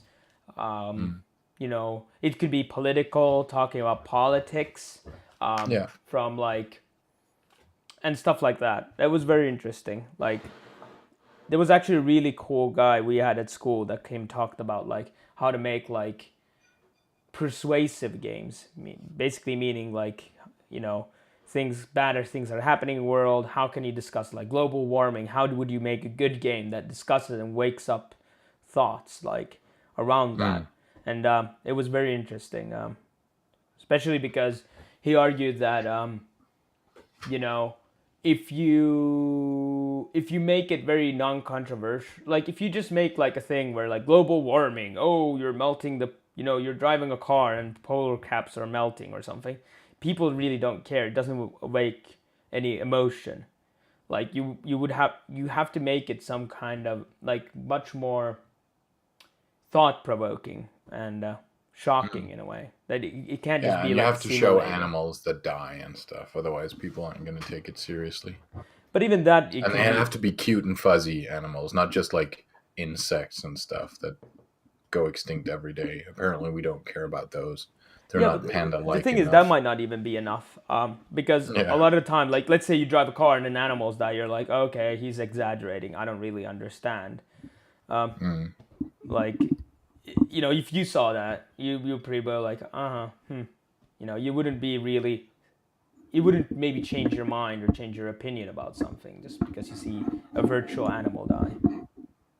I think it's more about you would have to kind of No, it understand the really main depends. concept. Like for example, there was a game he made. This is a bit going into politics, but I think we can discuss it well enough without going too political. For Hey, welcome, science. Tatsen. Woo! Welcome to the company of Game Devs. Cheers for the follow. So for example, what he made this game actually, where it got very popular, where you basically was like a web game, and you were bombing a Middle Eastern country, and there was like the city, and your job, your goal in the game was to kill all the terrorists, not kill the civilians. But the thing is, every time you killed a terrorist, you would also kill civilians around it. And what would happen is that people would run to the bomb site and then start crying, and then they would turn into terrorists. And the game basically worked, like it didn't tell the players that they work for stuff like this, but basically the more you bombed, the more terrorists would spawn. So it became an infinite loop. That the game just got harder and harder, and it would never stop because they always wanted revenge for their dead families. And then the only way to actually beat the game was to not bomb. And that was kind of how he thought that was thought provoking for some people. Yeah, I mean, it can be thought provoking, but then my thought, like, I'm thinking, couldn't you just bomb everyone? I mean, if there aren't any more people, It would spawn in the game. not going to turn into terrorists. By the way, yeah, I'm not advocating this, just saying, like, that's a really bad idea. But, like, from a gameplay perspective, like a troubleshooting or a trouble-solving perspective, it's like, okay, I bomb people, people come out of the houses, the civilians come there, and they turn into enemies. So, I guess I guess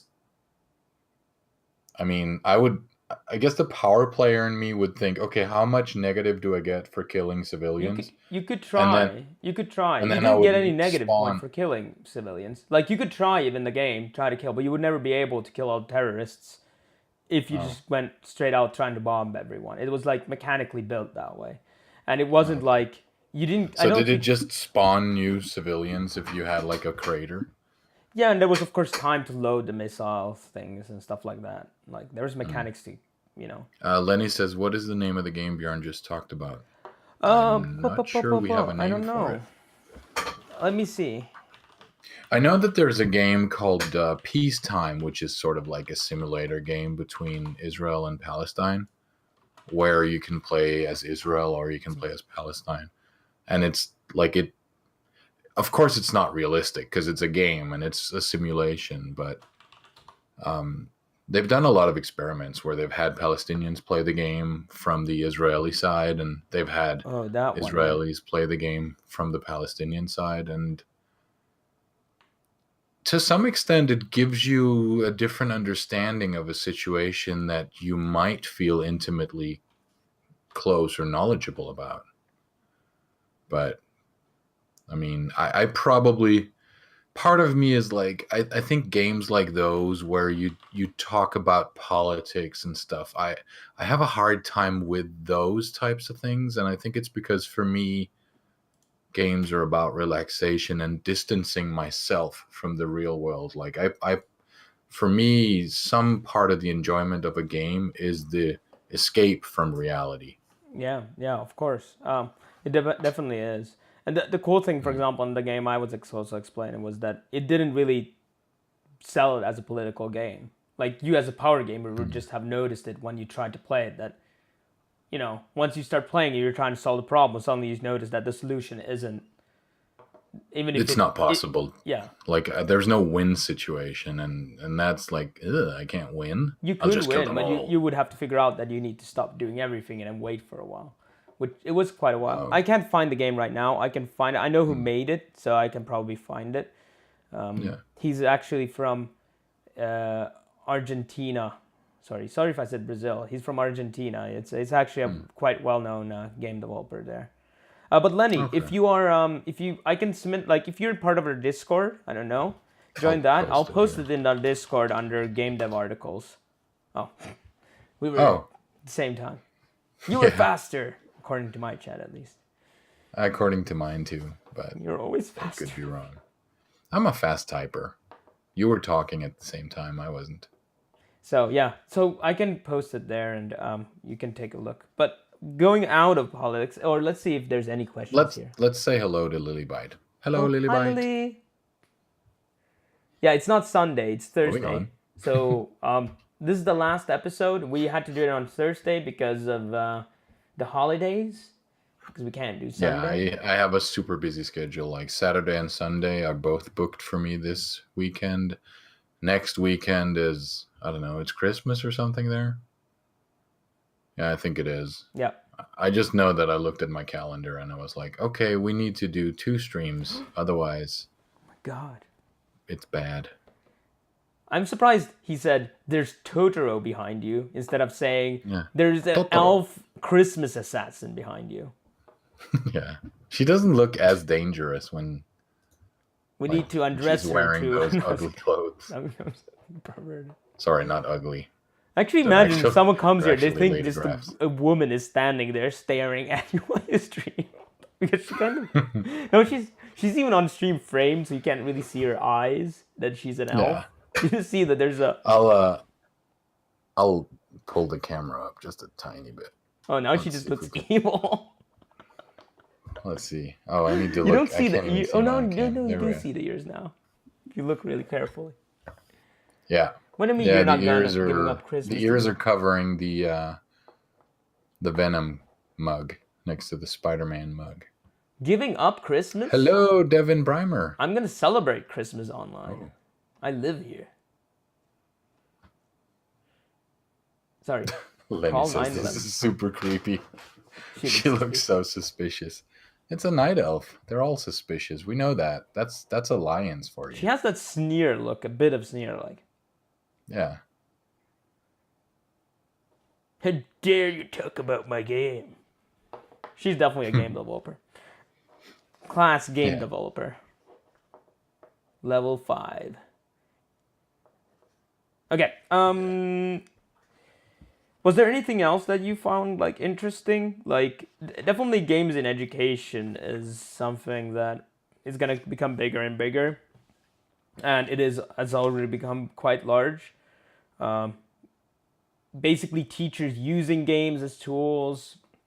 Also, people gamifying the whole school to where, you know, giving more meaningful rewards to the student. This looks weird now, though. You look like a dwarf. Yeah, I need to pull the camera up a bit. Hello! Ooh! I am a paladin, and this is my dwarf friend. Now I have to my Welcome cup to the all the company way of up game here. devs, Voodoo XIIIIII, which would be, what, Voodoo 8? 13. 13? Oh, yeah, X is 10. Sorry. Yeah, Voodoo 13. Do not question my no Roman numerals. Sorry. I question mine. Oh, not V I'm so I, I. old that we used Roman numerals. You still look like a when I was dwarf, kid. though. I like this. Hello, pulling it up. guys. Oh wait, I need to pull it down. That's Tiny the problem. tasty. Tiny tasty. Now I'm like That's me. How is it now? Is it better? Did I even do anything?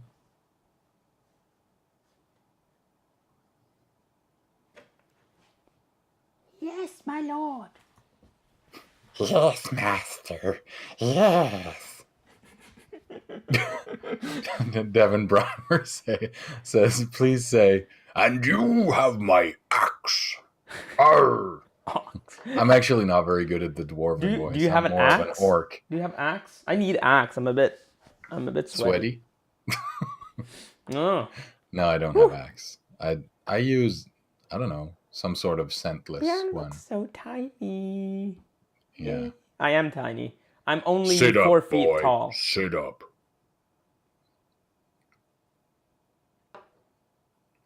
4 feet tall. No, I'm 6 feet. Yeah, I think we're about the 6'03". same height. I'm 1 meter and 84 centimeters. Oh, we're exactly the same height then. Oh, we're the same height. But I Except- weigh more than you. Except I have a bad posture, so sometimes I'm less if I'm tired. Oh, I have too. I'm like an orc. I literally look like an orc when I stand upright. Like my shoulders are kind of hunched forward, and I'm like, I have a really bad posture. I really want to do now I want to do a stream where I'm just like on a rocking chair. I have like a phone. Hello, people. Welcome Today we will look at chapter number 45 of the book. That's page 632. It starts with the word technique, but the lens describes impeccably well by Keith Johnston in his classics book Impro, the lens of the status. Blech. Yeah, what you meant. But I failed to remember. I don't remember. I can't do anything. So He says, I don't know, Scottish. it's kind of Scottish. He's like, you have my axe. He is kind of British, though. He's not really Scottish. he's not that Scottish. I think it's yeah. more. It's not that bad what you have. I think it's But just. he just quite- has like a really his voice is it's deep, but at the same time it has sort of like it doesn't sound soft. Like oftentimes when people have a deep voice, you know, they'll when they have like a really deep voice, it'll be sort of a little bit bassy and have soft. my axe. Probably. You have my axe. It's like Sean Connery. Let's go listen to it. Okay. Oh, I'll he go just listen says to it. "and my axe" actually. You have my sword, And my axe. and you have my bow. And my axe. And my axe. I don't know. I'm not good with this kind of thing. What about Legolas? And you have my bow. That I can do. And you have my bow.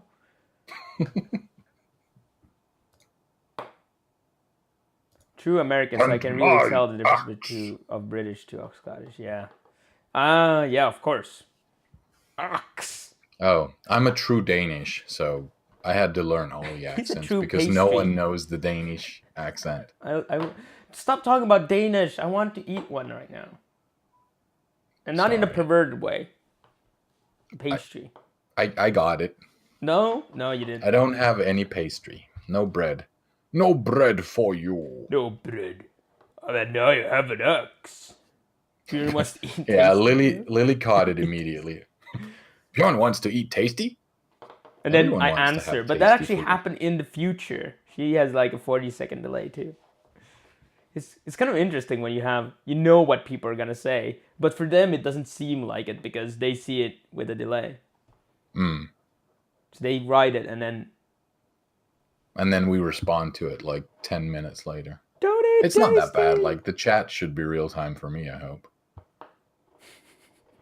We should delay the chat too. No wait, that would make no sense. That would be even worse.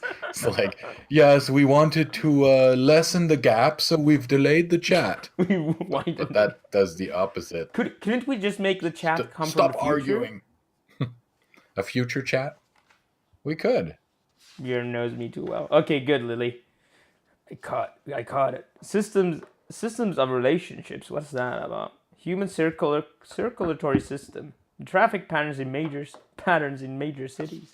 Oh, he discusses about how games can be used to explore things like that. People learn through simulation a lot. That Yeah. if you sometimes some complex things like traffic patterns, like if you play City Skylines, I love that game just to look at how would you design a road that doesn't get clogged, because it always gets clogged in that game.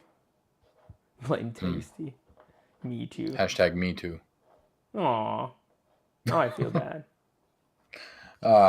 Well, the thing he talks up, about, broccoli? and the thing that you're talking about right now with the systems of relationship, it's basically that we've kind of found out that the majority of people, or a lot of people, kind of learn better by doing things, and that's why, you know, for educational purposes, we can use games for a lot of these things, like showing the human circulatory system, or having traffic patterns in cities, or like, you And know, this is not how only to for- work a nuclear reactor. And this is not You only know, stuff like nuclear. that. It's not even for like high school only or stuff like that. Like, for example, Kerbal's space program, even like actual astronauts or like people starting to become, like, said that it was super helpful because a lot of the concepts were hard to understand because they're abstract.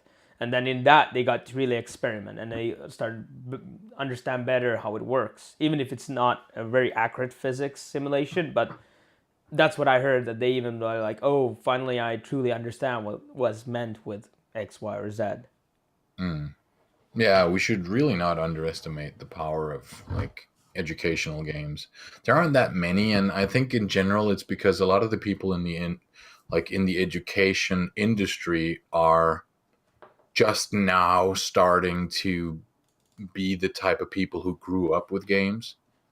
You know, like 10, 15 years ago, the majority of the teachers were like from before the 70s, so they just like they didn't have the same What experience are with games. games? Why don't you play a game of Monopoly? Sup, Cobble Yeah. Generator? Welcome. Hello. You can Yeah, actually Devin get says, I inside the learned body. Oh, what? Oh, VR is weird learning it's with medical. VR. Yeah. You Devin just Brimer stick your says, head in. I learned better by doing things wrong 100 Huh? times before Tasty, the what do right you way have first. here? Let me. Oh, I'm gonna fix it. What's happening? I'm in your brain. I'm looking. Oh, that's Oh, oh, that's why you don't like it should story. be Let me empty. change that. Now you. Oh, you might like more story-driven things from now on. Give it a Yeah. try. Let's Just wait read a for book. We should read a book. I'm totally up for a book. Do you have a book? Yeah, I have a book. What's it about? It's about a man who can Ooh, tell me one more. punch everything. Oh. And what happens after he punches them? I'm really curious to know the story now. The I'm not story a good goes, actor, as you can tell. he did 100 regular punches, and then the other person exploded into Oh. pieces. Sounds And like a then good children's story. a third party was watching it, and he said, that guy's pay to win. That sounds like every MMO ever. Nah, that's the One Punch Man story. Oh. Sup, Crytax? Speaking of story, Actually, yeah, Devin hello, Bremer Crytex. said one comment that's really good. I learned better by doing this wrong 100 times before the right way first. Yeah. Yeah, Because then you know also why stuff doesn't work. Because every time you do wrong, you know why you Exactly. did it wrong. well, that's the thing. I mean, you really have to look at your mistakes look at it as an opportunity to learn. A lot of people don't, which This is could a be real taking shame. it out of context, but yes, in general. Yeah, but like if you make a mistake, then that's your. Yep. It's way better to focus on what positive you can get from that mistake, like what learning experience can I take from it, rather than feeling down about it. And it's kind of interesting because there's a character in the Star Wars movie that I watched yesterday that has that exact same message. Like we need to learn from our failures. Yep. And I think like let's say from a game dev perspective, I would make one game, and well, let's say I make my first game. It's a huge success. It sells for hundreds of millions, dollars, and I'm now rich. Now I want to make my next game. Okay, I made my best idea in quotes or whatever. Now I'm gonna make my next game. I never fail because my first game was a huge success.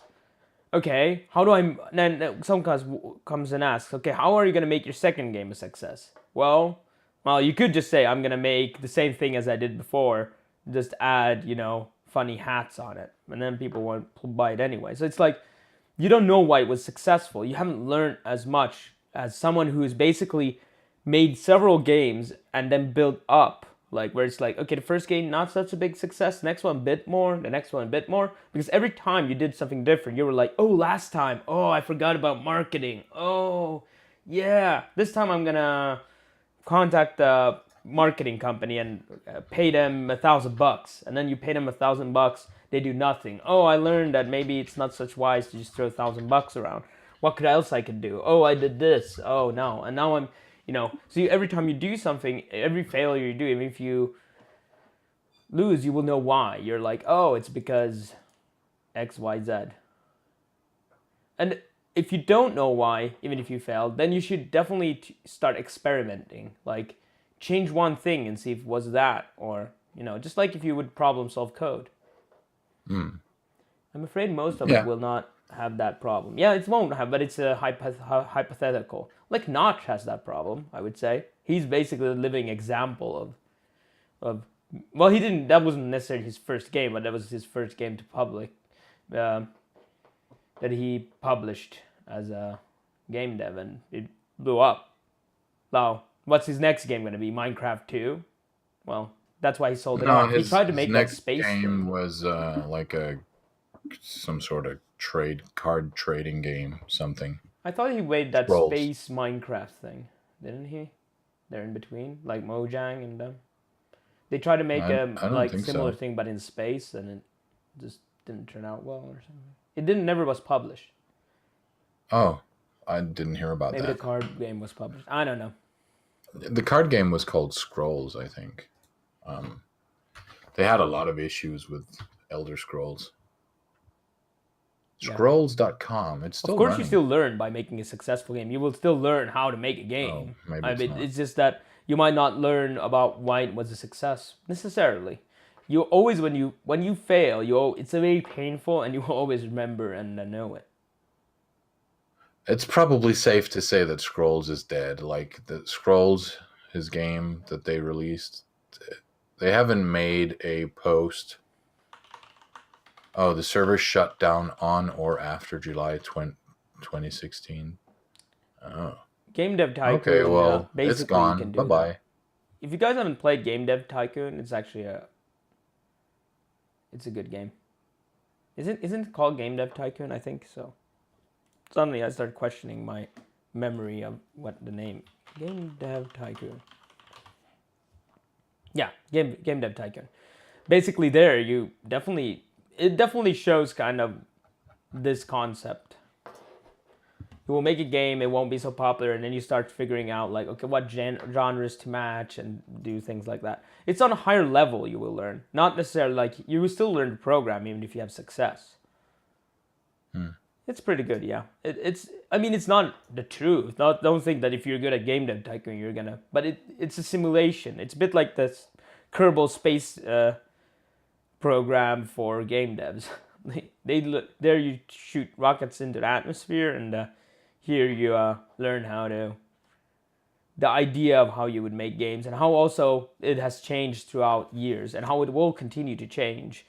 How games sell and they are made is not going to be the same in 10 years. Oh, Game Dev Story. Yeah, I've heard of Game Dev Story. Yeah. I would just say that Game Dev Tycoon maybe still is a better example. Like, I would recommend rather to play that. Maybe. I don't know. And it's not a mobile game. I recommend just being a game dev in real life. Make a game. That Try too. it. Do both. Learn from your mistakes. While you're taking downtime. Share your experiences with the community on Discord, and maybe stream progress as well. And then have a dwarf on stream to talk with you. You have my axe.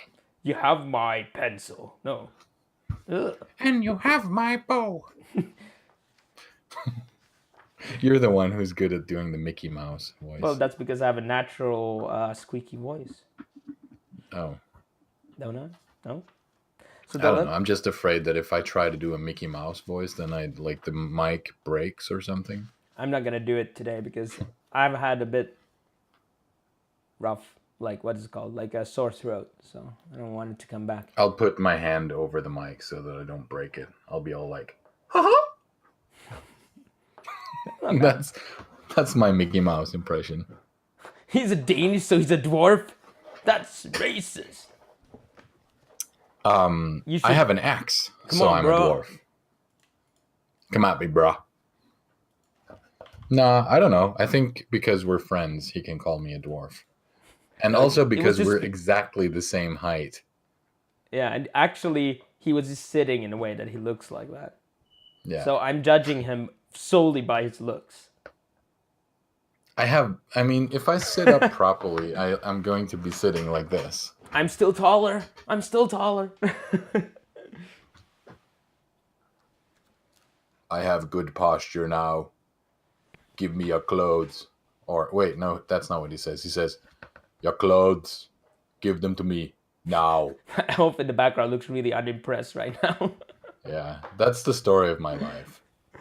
The elves I in the try to background. do Arnie. Yeah, I try to do Arnie impressions, and the elf is just in the back, like, Ah, well, I know better than to anger a Danish man with an axe. He also has a chalice in the background, so yeah, I have 3, I have 3. 3 or 4 actually. Are Yeah, you I don't looking for know. the I just Holy Grail or what?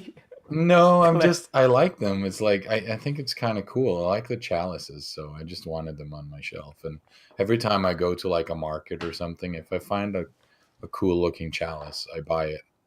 I also have 2 chests. Like, I don't know. It's just I thought. it's What do you cooler to mean put stuff chests? Like, chest, how can like, you have a second like a chest? no, you know what I mean. Like, it's just cooler to have like a chest instead of putting your stuff into an IKEA box. IKEA box. Yeah. The only thing I bought IKEA boxes, but only to raise my speakers up from the table. Anyway, we should go back to theme. We only have like an hour. But anyway, that goes us to the next lens, which is the lens of transformation, which says games create experiences, and experiences change people. To make sure only the best changes happen to your players, ask yourself these questions. How can my game change players for the better? How can my game change players for the worse? It's the last. Is there any? I don't think there was any other. Nope. And then it skips to the next chapter for me. Yeah, that's mine. But Yeah, Greenfinger Draw says that his family originally came from Denmark in the 1850s. He's from Utah, Utah. and Utah I has thought one of Delaware the was had most- also quite high. I don't know. don't know about that, I but don't I know. do know about Utah. I know that a lot of Norwegians used to or migrated there. Finns were hated Really? in the U.S. Really, Devin? You guys lost net neutrality? You did? I feel very, very sorry for you, and I really hope that the next president changes that, because that is like Sup, that is Costa? that is bad news. Yeah, that sucks. Well, Oh, ooh, I'm back. I will Microlight disappear for resub. another 2 weeks soon. A Thank lot you of for the work, sub. but sub is here. the sub is here. Who's this woman talking? It's the night elf. Hey, some hype in chat. Thank you so much, Microlight, for the Oh, I need resub. You're water. awesome, and see you in 2 weeks. You're not gonna have off for Christmas at all, or is like job also like doing all the stuff for Christmas? Because I definitely will have to also take some time off to get all this Christmas shopping and stuff done. 3 to repel versus 2 to retain. What were we talking about? I'm confused. I'm back. Oh. Freelance plus contract. Okay, cool. I suck at dancing, but I do it anyway. Dance like nobody's watching. Yeah. You are alone in a room, you know. You're actually No. you're not even streaming. watching. You're just no. She's not even there. You just wake up and you've just been talking to your computer for 3 hours. You're like, why am I here? I'm computer's seeing not us even on. dance right now. I'm seeing us dance on stream right now. That's how delayed it is for me. Yeah, Uh, it's not lost yet. This is, 67-second latency. What the hell? oh, it's not. This is going to be challenged in court. Yeah. Ignores. No, I said hi, Costa. Don't flip around tables.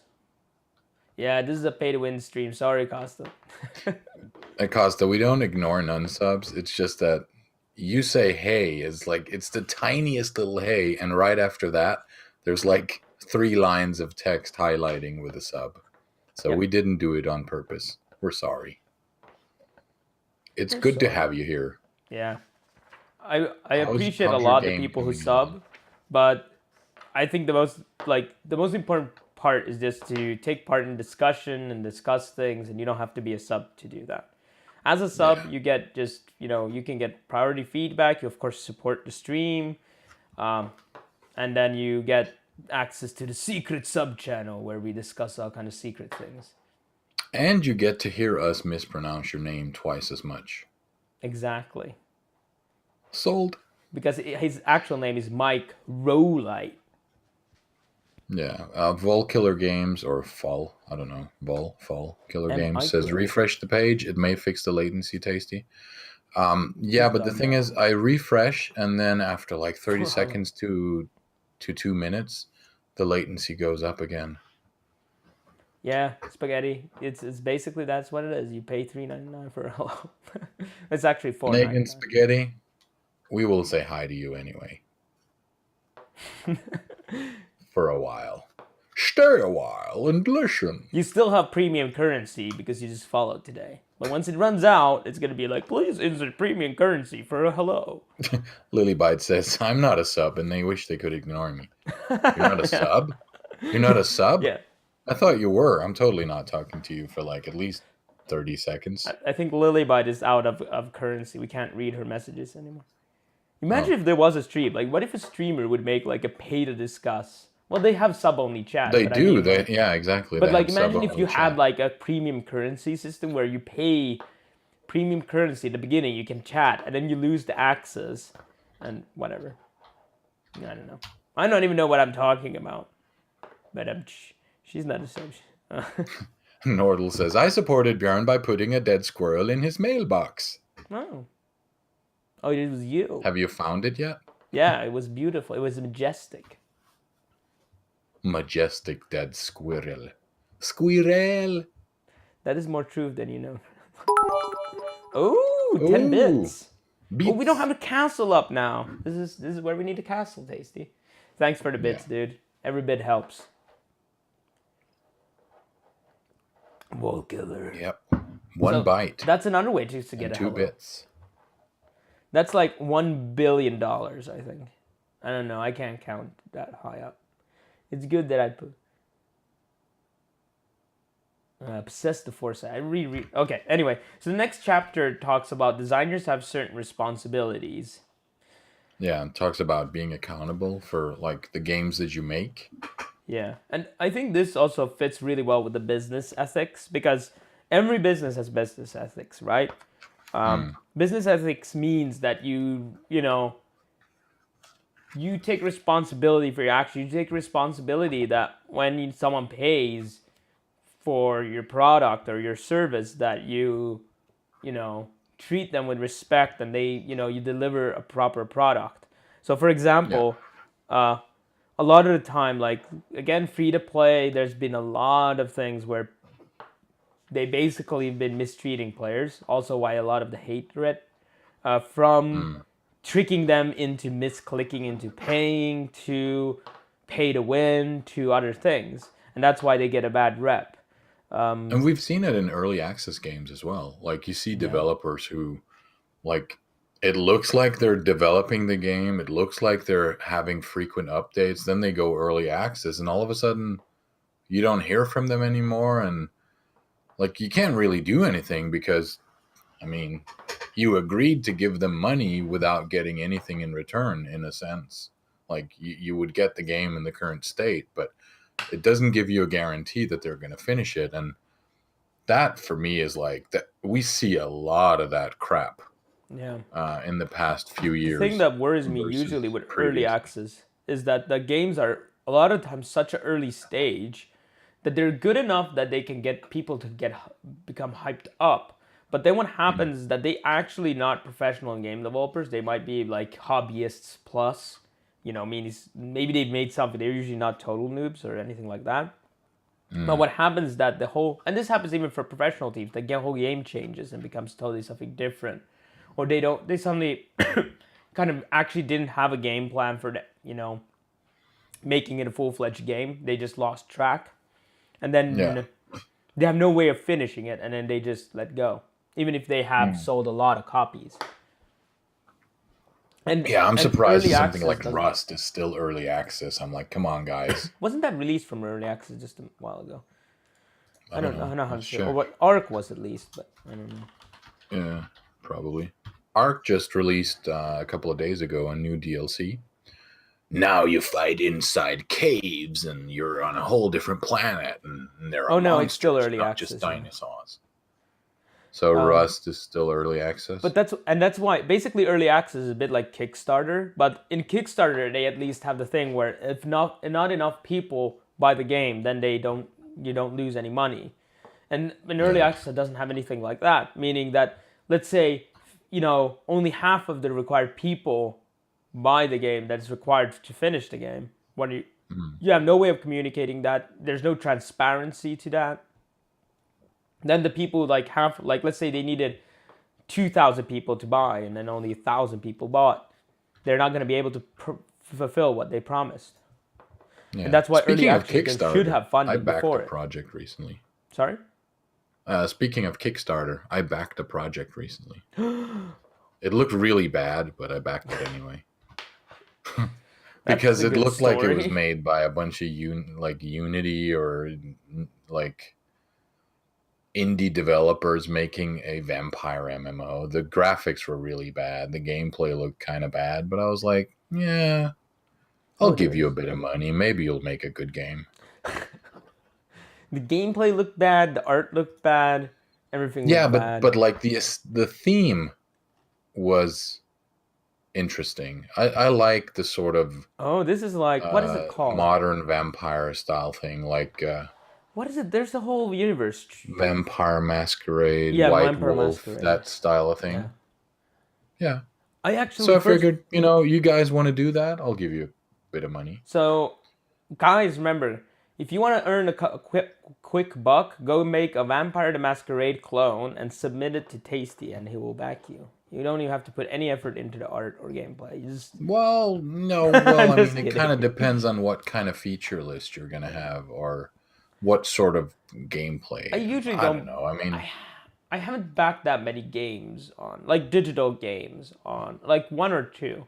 I'm very skeptic because usually they don't show me enough that and even if they do, it's a bit like early access. It's like early access. I haven't bought that many games early access that at that point when they actually launched, except if it already was proven to be fun in the early access. Like people are talking about it, saying it's super fun. Then I might, but then I'm buying the early access version. I don't expect them to finish it ever. I don't care. I just want to play that version. But yeah, I haven't kickstarted that many games. I'm just too skeptic because I know things change and happen. Like, I think I've now finally gotten all. There's one Kickstarter game I did early, and it took like 4 or 5 years for them to make it, and they promised it in a year. But I have 4 projects that I've backed. I've backed Shroud of the Avatar. That is like the Ultima Online spiritual successor. It's even made by some of the original people, including Lord British from the original Ultima Online team. And then I backed Divinity: Original Sin. oh, that I did back, yeah. Yeah, and then I backed an RPG course Oh, Eternal. for Unity. The Eternal. I have so many backs. I'm not even gonna list them all. Oh, But well, I only have Pillars 4, of Eternity I think. is another I don't game know. I Let's have a backed. look. But they were all backed by people who made games before. They knew, when they pitched it, I could see that they knew what they were gonna make, and they were gonna make also something that, well, Divinity: Original Sin was a bit newish. Like it had new concepts, but at the same time, it's they wasn't trying to reinvent the wheel. It was just a underserved genre. It's like proper role-playing games, like in the old school sense of how they were made in the 90s and the early 2000s. They don't make games like that anymore, so funding those kind of things makes sense. But Dimoria is not close to pre-alpha. Yeah, I'm a bit scared of that, like Dimoria type of game also. They take so long to make, and it's high risk. Dimoria, that's Lilybite's MMO? Oh, I have supporters for Dimoria. Oh, I'm confused. I thought that, okay. It's not, yeah, but that's different. You're doing sorry. I thought Dimoria was okay, go back a couple of steps. So, but that's not bad. They're not supporting you. Like, Kickstarter is that Kickstarter is that you're buying the game or buying the product as it's like pre-ordering it. I know it's not like they don't have to deliver, but it's still kind of more like that with the Yeah, risk of the losing reason a why lot I of brought money. it up, the reason why I brought it up is because I feel like the developers have a responsibility to deliver, and we're just seeing so many people that, they accept your money, but they don't finish the game. It's like, Yeah, but don't break your own reputation before you even release your game. Patreon is a bit different. Patreon, I think, is a good way of doing it Yeah, but because that's changing. yeah. Patreon made some changes last week, I think, Oh, where they did. they make the Patreons pay more because I think it's because they couldn't get the site to run properly. So now a bunch of people are complaining about it on Twitter, and they're talking about moving over to something called Drip, D.Rip, which is a different sort of backing thing. Oh, they rescinded that. Okay. Well, Oh, that's still stupid because I do think yeah, that the they need damage to is get done. if they're gonna run. Well, that too, but also if it's not a viable business model for them, then they will close down the whole service at some point. Yeah. But yeah, I mean, the whole like doing things on Patreon is different because, or that type of funding is because usually with the people who support it, usually you don't get. I haven't seen that many big Patreons for games. Have you? Is there any big like that has thousands of Patreons for developing a game? That's one question I I have. don't If you know. guys know, Tasty or anybody, please link.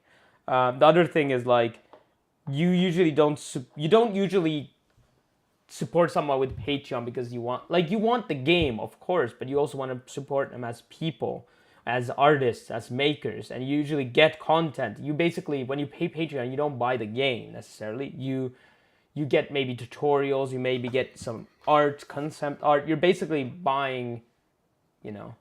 I've seen Patreons getting to, but is it for game dev? Oh, I've okay, that's I've cool. seen a lot, well, not necessarily game development, but I've seen a lot of like game development related stuff, Like where artists, they a get a lot. lot of money, mostly artists. But yeah, And the thing let's is, you're see. I'm paying pretty sure monthly, so you Brackeys get gets a access lot. to that person, and you get access to what they make. Maybe also like they might post an art piece that you can get or something like that. Yeah. It's a bit like subbing on Twitch, right? Um, you know, in a way, like it's different. Whereas in Kickstarter, if I pay $20 or $100, and well, again, actually, Kickstarter I would say is better than early access because in Kickstarter when I do it, I have like I don't know why, but it's kind of in the way better because in Kickstarter it's kind of pitched as support us. It's also pitched as more as like like when you pay for a Kickstarter that you might not get the product on time or at all. Whereas early Mm. access is kind of more. It's not. It's the same thing still. Like you don't know if they're gonna finish it, but at the same time it's more. It doesn't really commute. Like there's not enough. Like they don't explain what early access is well enough maybe, or I don't know. It's not as well defined as a Kickstarter project. Like Kickstarter themselves like have made a brand around themselves. Mm. Breakies, yeah, Breakies There's a definitely have. lot. There's Indiegogo, etc., etc. There's a ton of stuff. But yeah, Brackeys, he makes Brackies, sorry. like Is it Brackies, Breakies? 1.7. He calls himself Brackeys. Yeah. But you're not you're basically for him to make tutorials is what you're paying for. Yeah. And then he So you're not makes buying a about three and a game. half K per month from YouTube. Hmm? Maybe 3K. He makes about 3K or something on YouTube, estimated revenue. Yeah, that's cool. And that's good because he's basically So making that's his content. He's an job. educator, right? He's an Yeah. educator. He Yeah. educates people within game dev, not necessarily like he doesn't say like pay me $3,000 so I can make the game I want to make. Like he might do that with the Mm. money, but like he only works half time on this. But what Yeah. you pay for is access to all these content, like 300 videos. Yeah, it's pretty crazy for a text adventure to get like 33K per month. That's like Yeah, I haven't heard How of that. desperate are people? Is this like an erotic novel or something? Probably. No offense to desperate people who like erotic novels. Explore creators. Let's see here. Let's see if there's any games. Lilybite says pretty much. So it's probably an erotic novel. Don't never underestimate that market. Anything People like that was that people game like we to pay watched for stuff. on the Steam Spy Market analysis, where there was just it was like Bejeweled, but every time you made a match, or was it? Yeah, my match. A character next to the Bejeweled would take off clothes, and it got on the trending list. But the thing is, yeah, but the thing is, like, you don't, like, if you make those kinds of games, like if you make naughty games or whatever, hentai games, if you make those, you don't, Steam is not your market, really. They have their own platforms. They have their own, like, places where they sell these things, and people know where to go get them, I'm assuming. Well, I would say that And you there's could, a ton sell of them on money. I Steam. mean, Yeah, they do sell sell them on Steam, but it's not like, that's not the main. It's that's not probably where they earn more started. money on different other platforms, is what Yeah. Casey's saying. Like, not that you can't Yeah. sell it on Steam, just that you probably earn more money even on other platforms. Like, there's better platforms for you to launch first on. Yeah. And a lot of these, like, a lot of people prefer to not have everyone know that you have this game. Like, you know, if someone goes and buys an H game on Steam, then it'll be added to the library. People are going to be able to see these things and Well, etc. the library you can make private. You don't have to show it publicly. Yeah, but then, like, people can't see all your other awesome achievements. Of course. Yeah. Of course. It will impact the other stuff you do. And yeah, they sell. They earn most of They the sell Steam, though, everywhere. and they have prices like 20. Yeah. I don't know. I have no idea. I'm not in that industry and not that interested. But maybe we should change it. What if we did the game design book club half naked? Could that work? I think you'll have the same experience that Patreon just did. A lot of people are going to leave. Oh, they will. I thought they would. That's why they're here. I don't think anyone comes here to watch us without clothes. That's a really disturbing image. I don't know. Maybe. Just Yeah, and kidding. it was like Christmas stream from Bjorn Sauna, confirmed, or something. I don't know. No, banned from Twitch. Definitely banned. Anyway, but See, this yeah. is about responsibility and accountability. We don't do that. That's not good. We need to be serious. Serious. This is serious. Yeah, so as a game dev, you have responsibility just like we discussed before, games do affect people. They mentally, for example, if you make a chat system, you are responsible for what type of thing can happen in your game's chat, and you should Yeah. feel responsible. It's not just like, well, they bought their game. Once I put it out there, it's not my responsibility what they do with it. No, it is. I think it really depends on what kind of game you like. Who's your target audience? If your target audience are kids, then it's definitely the developer's responsibility what takes place and like in the communication and the chat. But if you're like making a game for grown-ups, then it's kind of like you can't really take responsibility for what grown-ups say or do in chat. Do you know what I mean? Yeah. No, I agree. I mean, Well, it's easier to say, well, they're Well, adults, so whatever they did, that's I not still my think it's responsibility. responsibility but- of the dev to do their utmost to create positive environments where players can have good experience and still have a social engagement. Like going definitely. to GTA 5 and having like people shouting all kinds of crap in the voice kind of ruins the whole voice function.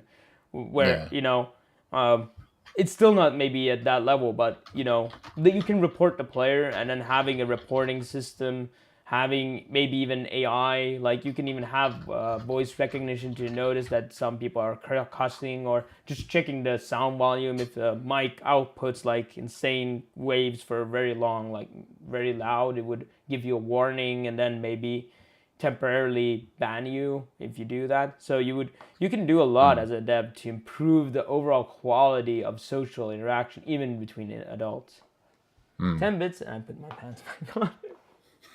Yeah, definitely it should be like 2 bars on both sides, and then one bar is like take off clothes, another one is put on, and then it's always a balance of that. And then there's rounds. Every hour it's decided which side wins, the dark side or the Lilybite says, I have a thought of designing a multiplayer space simulator game that has no chat capabilities, so that if you encounter someone else, you have no idea if it's a player or a bot.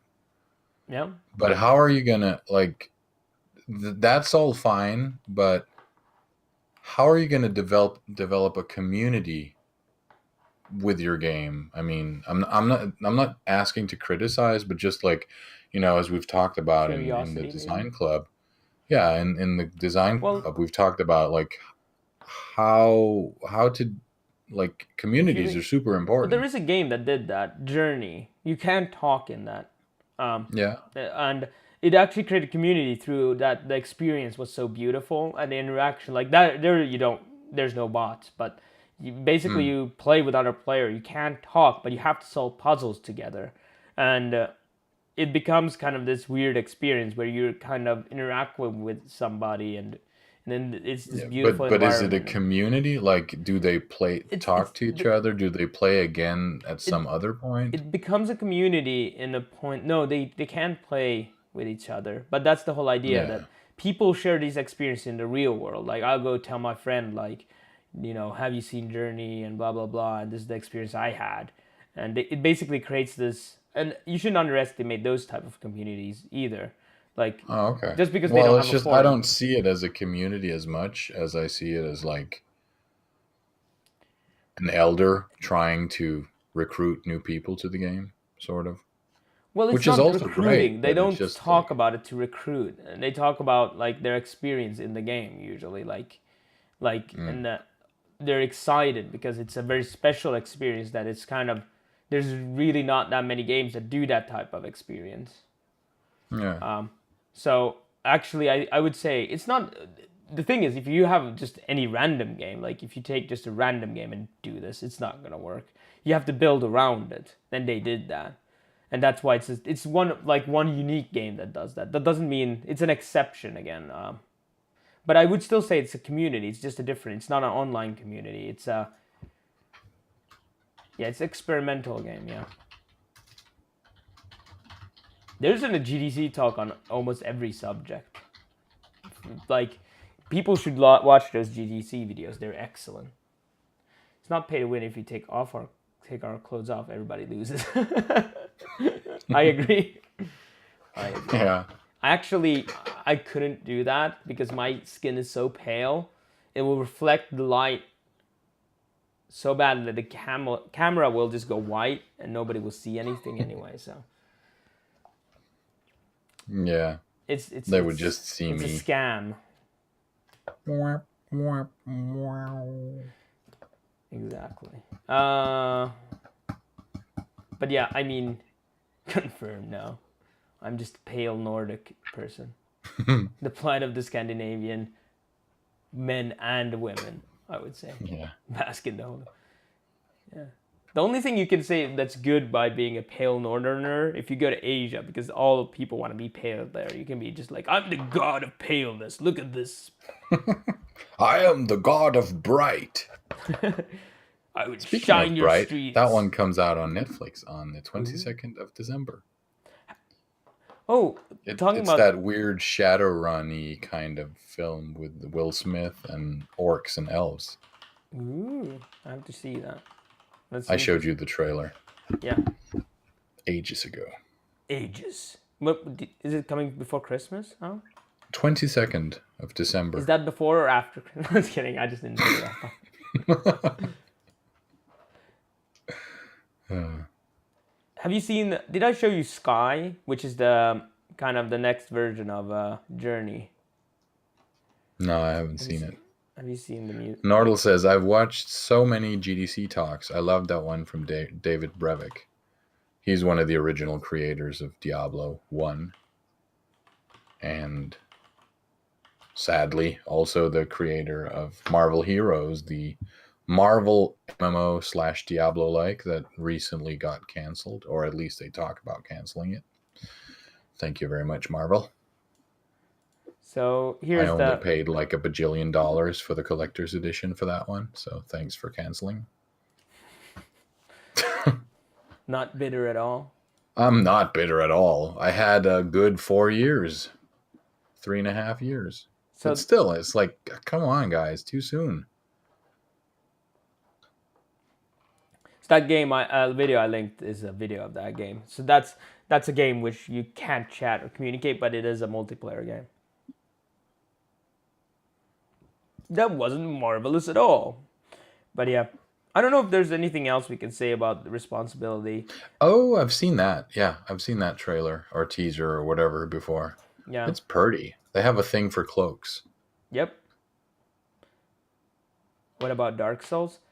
Yeah, you could say that too, but you kind of can talk through that, but it's limited. And you can create communities still for the game because you create the communities outside of the game. Like the thing that is, was sometimes... my point. Like, sorry, go on. No, but that's the thing. Like, if you like Lily's space game, what if you if people can still talk about where they are, they might maybe use an outside community to talk, oh, we are the people who are in the upper east quadrant of the universe, and then they can meet up and discuss outside of the game, and then they're like, oh, and then get to know each other. So it can, if you do it right, it can start discussions, and maybe people want to talk. Like, sometimes removing ability to talk can create more discussion than adding like chats, but you definitely have to do right. It's not just like doing it will automatically do it. You have to build it as a core mechanic for the whole game and make everything support that. Like Dark Souls is a hard game, and the communication they have there is basically a built-in tutorial warning system almost. Plus the multiplayer there, then that's totally different. But also, like, the thing that it reminded me of is that, like, Dark Souls has a community because it's such a replayable game, and the community is based around information sharing. Yeah. So yeah, I mean, Lilybyte's game could be the same, like the space game, that could be based around information sharing as well. Whereas you will have players making guides, and you'll have forums where players go to ask questions, or maybe arrange for meeting each other or something like that. Exactly, and that's what I meant. That was exactly like information sharing. Once you make that, like you say, I'm gonna have this part of my game. That this is why they create communities. It becomes also the main theme of your game very fast. Like Dark Souls, if make Dark Souls easy, there's no need for information sharing. Change maybe even the combat system. There might not be like everything how they design, from how they design the levels to the world to the communication to the difficulty settings and what is the gameplay is all built around that. Then information sharing is a great way to create the community. Lilybyte says, one of the features of Demoria will be, unless you're friends with someone, you won't be able to identify another player by name. Their name will always show as someone. If they put on a mask, friends won't even see each other's names. What if you have to name other players yourself? Like, if I meet Bjorn, I don't know his name, and I'll ask like, Bjorn, random stranger, how fare ye? What is thy name? What is thy name? And then Bjorn turns around. Well, Tasty, because I tagged you earlier and I already know your name. You should also remember my name. How dare you? And then I kill him. I can't remember. Sorry. So funny. Bjorn lies. What is your name? Bjorn lies, and he's like, my name is Bob. But then Bob. again, it becomes Bob. And then with those people. I target Bjorn's character, and I type name Bjorn, and then I will see him, name Bob. And then I'll see Bjorn running around as Bob. Because that's what he told me. I don't know any better. And you know what would be funny? That would be kind of funny. That would actually become a game mechanic where you will go to different communities in the game, and you will tell them different names, and then we'll scam them, and they will be like, Bob scammed me. And I was like, Bjorn scammed me, but my real name is actually Jake or something. I don't know. Yeah. Or, The thing about that is that like then you start to identify people not only by their names, but you also identify them by the way that their characters look. So if it's very easy to change the appearance, then someone could essentially become really anonymous in an online game. And that opens up a whole bucket of worms in terms of, or can of worms, in terms of like, what does that kind of anonymity do to you? Because I've seen a lot of people like, then they'll make alts, you know, they make an alt character and they just act like douchebags. So I'm kind yeah. of thinking, like, I Another mean, I guess it suits a PvP environment, but then again, I'm not really a PvP anonymity, guy. anonymity, anonymity, anonymity, Anonymity. anonymous. Being anonymous Yeah. definitely changes the way that people communicate, and that Mhm. might lead to like I would, except if you really want like a nasty trolly kind of community around your game, you might want to make some kind of way to keep it positive or friendly. Depends again how Yeah. what type of game you Well, want to make. cast a detect lie spell. It's Detect like lies spell. then the other person has to type my name and then their name, and if it doesn't fit their real name, then you know they're lying if you have the detect lie spell. I mean, there are so many options, and the funny thing is a lot of these old games used to have all these kinds of weird features, Yeah. and it worked because people back then generally were a bit more nerdy and friendly, but today people are just, they're cuckoo crazy. They are crazy. You cannot help it. And hi, Yanni. What's up, Hello, Yanni? Yanni. I thought that you went abroad, or was that somebody else? I thought you went to Germany or something. Are you back? He's Oh, probably welcome. back. Or then he's an internet cafe in Germany. No, they don't have internet in Germany. That's what I heard. I'm They spreading do. lies now, but Guten Abend. guten Abend. Oh, he's in Oh, München. you see, Munich. I have München. München. Yeah, Munich. You see, I have good. I remember something. I have memory. I have a memory. Yeah. They have They internet have in Germany. internet. Yeah, we know. They have. They didn't have I in know Berlin plenty of though. German people. Like, okay, they did have, but it was very expensive, and I couldn't find free internet anywhere. Here I'm used to. I could go to any, like, even any kind of place, and they will have internet. Like a clothing store, they will have free internet, and they will go to a cafe, they will have internet. And if you go to any restaurant, they will have free That's internet. because you're from Finland. I mean, you'll see the same thing here, like in Denmark. You're not going to see like free internet everywhere. You'll have it in major shopping malls and Okay, I won't hotel come there lobbies and anymore. such. U.S. has internet No, you everywhere. just have a phone subscription with like I have a mobile subscription with When you 50 travel, that's too megabit much. connection. That's too much trouble when you travel. No, it isn't. No, like don't you have, I mean, in my country they have a subscription where it's just basic in the subscription, and wherever you go to a different country you have like, I don't know, 100 gigabytes or something of data that you can use during your travels. Not really. They have Oh, we have that here. they have traveler. Like I have within Europe, if I pay $5, I can have unlimited. $5 a day, unlimited within Europe.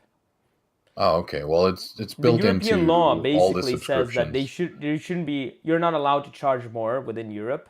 But if you Yeah. can prove that you're gonna go economically, blah blah blah, then you can apply for a special permit that will allow you to charge a reasonable sum for it.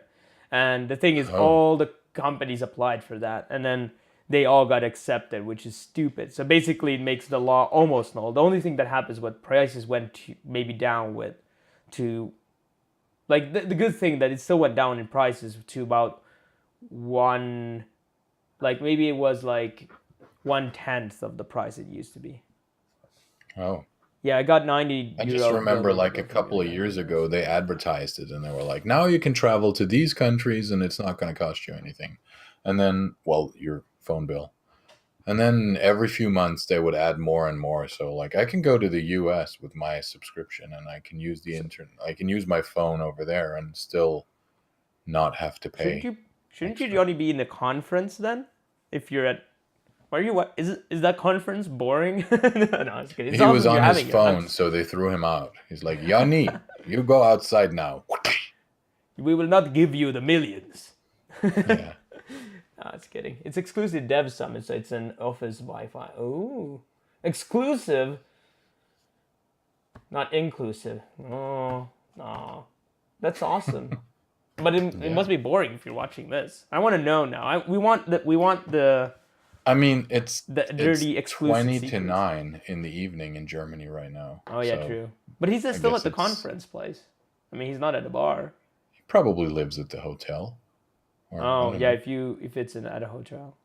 It's over for today, but I stayed back here to do some work. Oh, okay. Because he has internet there.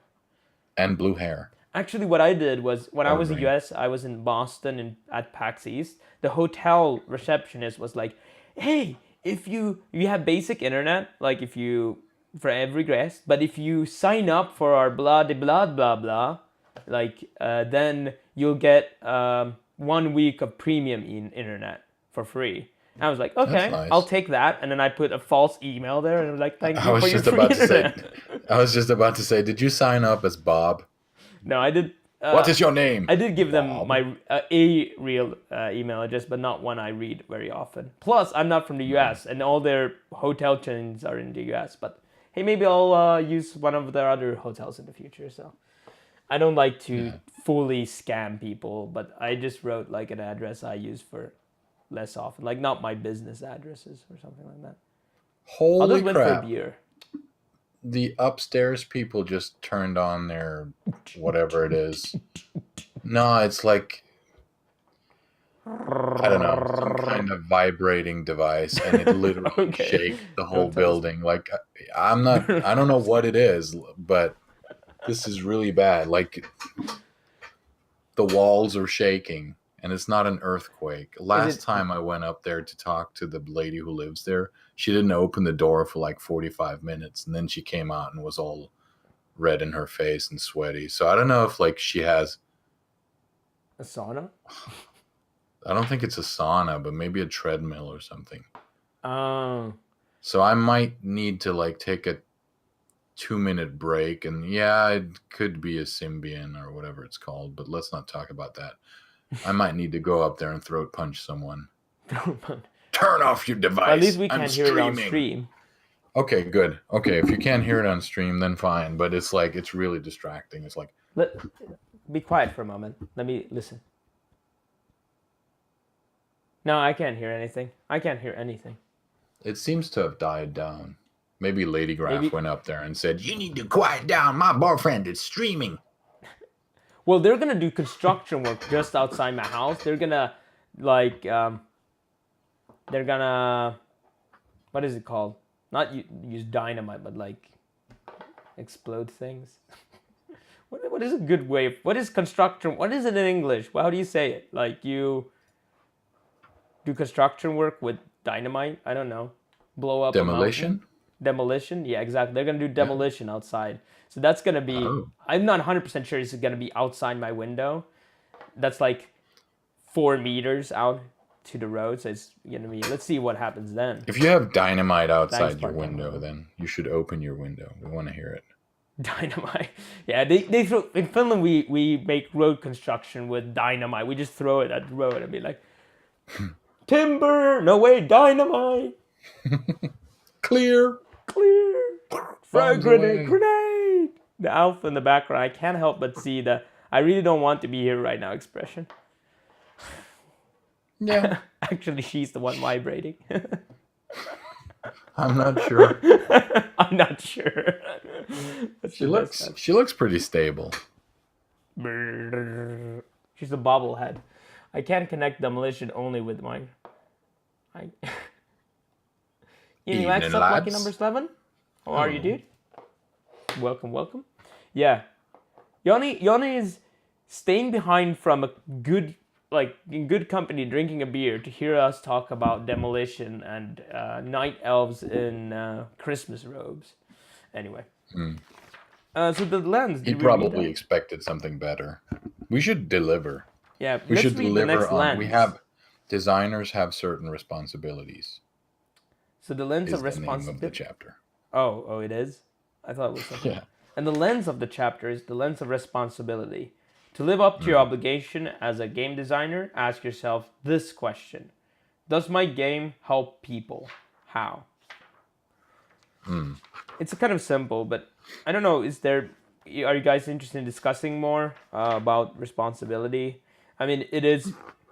I think that if you're not responsible, let's say it like this: even if you don't care, you should care because in the end, if you don't care, it's gonna affect you anyway because it's gonna be bad PR. It's gonna drop your sales. Like if you don't care about the social interactions that people have in your game, that they are having a good time, your game's not gonna be very successful. If you scam people and you're not responsible with your game business model, you're gonna not have many customers, and people will, in the long run, even if you're making a quick buck now, it's not gonna last for very long, and so on and so Yeah. forth.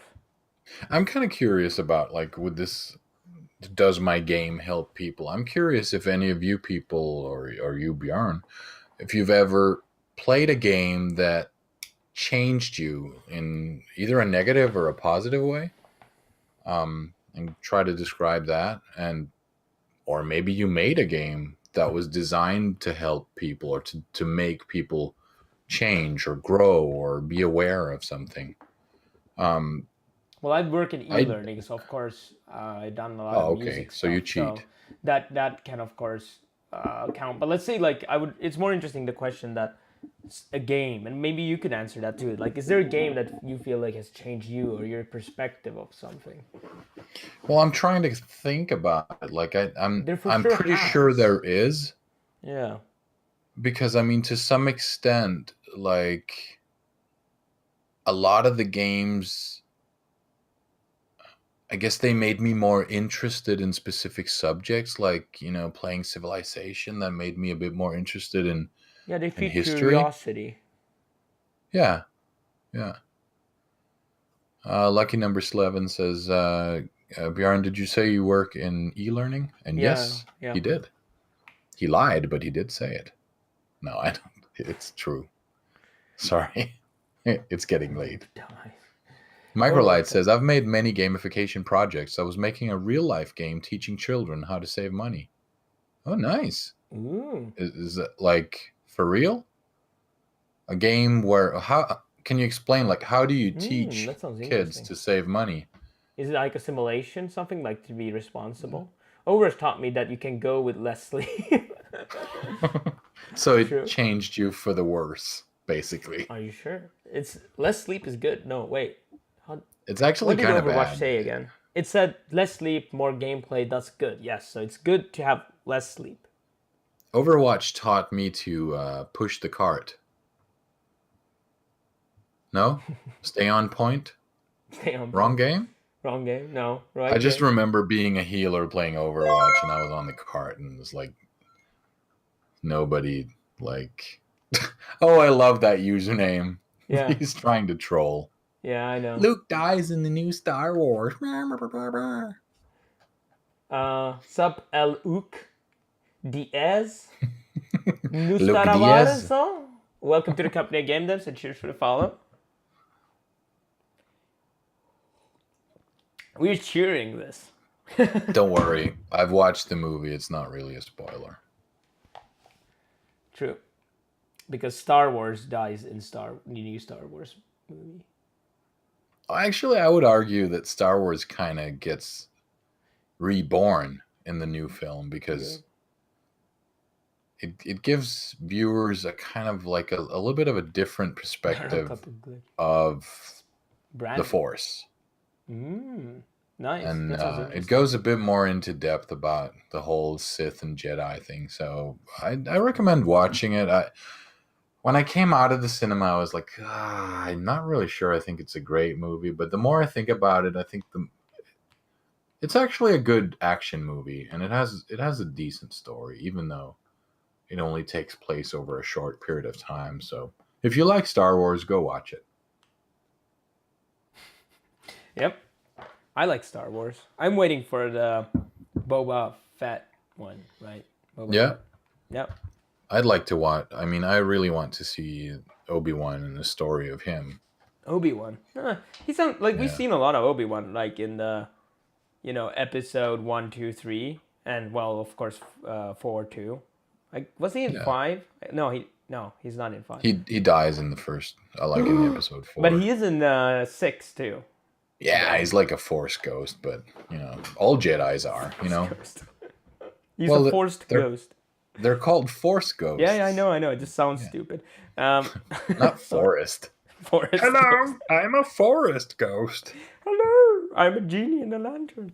But I think we know a lot about him. But I guess it's like for me, he was interesting in episode 4, but 1, 2, 3 made him for me less interesting as a character. So Disney gets the rights to original Star Wars movies too. Except that speaking of movies, Disney is buying Fox. Yeah, I guess so. I don't know. Disney will own everything, everything. They will. This is crazy. They're just buying up everything. In the end, Monopoly. it's going to be like Disney starts to sell internet as well. No. But you know what's gonna happen? Mickey Mouse will be in everything. It's like Star Wars. Hello. Yeah. La la la la la. Anyway. I'd be okay with visiting in Star Wars. They'll fly by a Disney planet or something, and we'll have a whole planet full of goofy Pluto. characters. Oh wait, sorry, we've already seen that with the Gungans. They were all like goofy. Gogo will never get us. Yeah. If anything, Google will buy out Disney. I have no idea. I really haven't looked into the politics of things and the money and all that. I don't know if Michael Google Light has says bought that it many was like- entertainment companies. To be honest, have they? Back to the life-changing game. Yeah, that. Michael Light says it was like 27 real-life days competition. Every 72 hours is one virtual month. Every month you're receiving virtual money. You have to choose an apartment, choose electricity, internet, water company, pay bills and communication ticket. You had virtual but complete bank account system with normal account, savings account, credit card, and all this stuff. Many variables. Children in the Polish schools received real school rates for this. Teachers had special accounts following their children's results. Nice. And you made this game or you played that game, Microlight? Oh, wait, you made the game. That's he was freaking made. awesome. Nice. See you later, Yanni. Have a good conference. Thanks for stopping by, Yanni, and have a good conference. Bye-bye.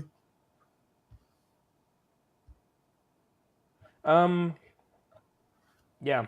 I mean, I'm trying to think. Like, the thing is, every game I play, well, not every game, but every game I play with, like, a bit more. Like, you said Civilization or World of Warcraft. It does change something. Like, just even if it's multiplayer, it changes just because you interact with people. You make new friends and they will talk about new things that you might not have talked about before, or introduce you to new concepts. Or the thing is, like, it's kind of, I'm trying to think, is there any game that was like specially important? It's kind of hard to pinpoint. I mean, to some extent, I would say. I think, actually, I would say Monkey Island probably introduced me to comedy and humor. Like, I know it's not humorous before that, but it was kind of maybe the first thing, like my first interaction with something that I thought was really funny back in the day. I think mods changed things for me, like the text-based adventure games, online adventure games. They were game-changing for me because they allowed the user to create content for an MMO, basically. It was a small-scale MMO, like maybe 40 to 60 concurrent players.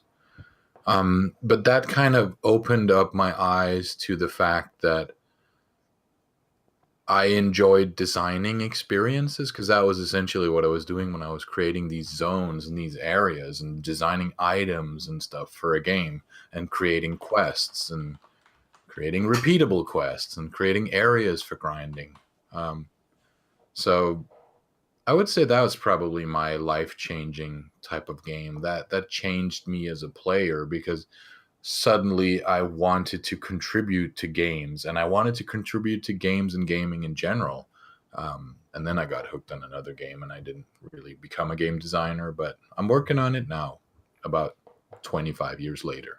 Well, I used to play mods too, but not as much. And the thing is, like, I was a bit younger, and maybe that's why it was a bit like hard to get into them. But then in the early 2000s, I played a lot of Neverwinter Nights, which kind of had the same phenomenon because you could Same. build your own worlds in there. And I actually first started role playing a character. I role played for 5 years on the same server, and then later on, I also became a DM for the server, and I DM'd a lot, and that definitely changed my thoughts about how to DM, and it got me interested in that whole scene.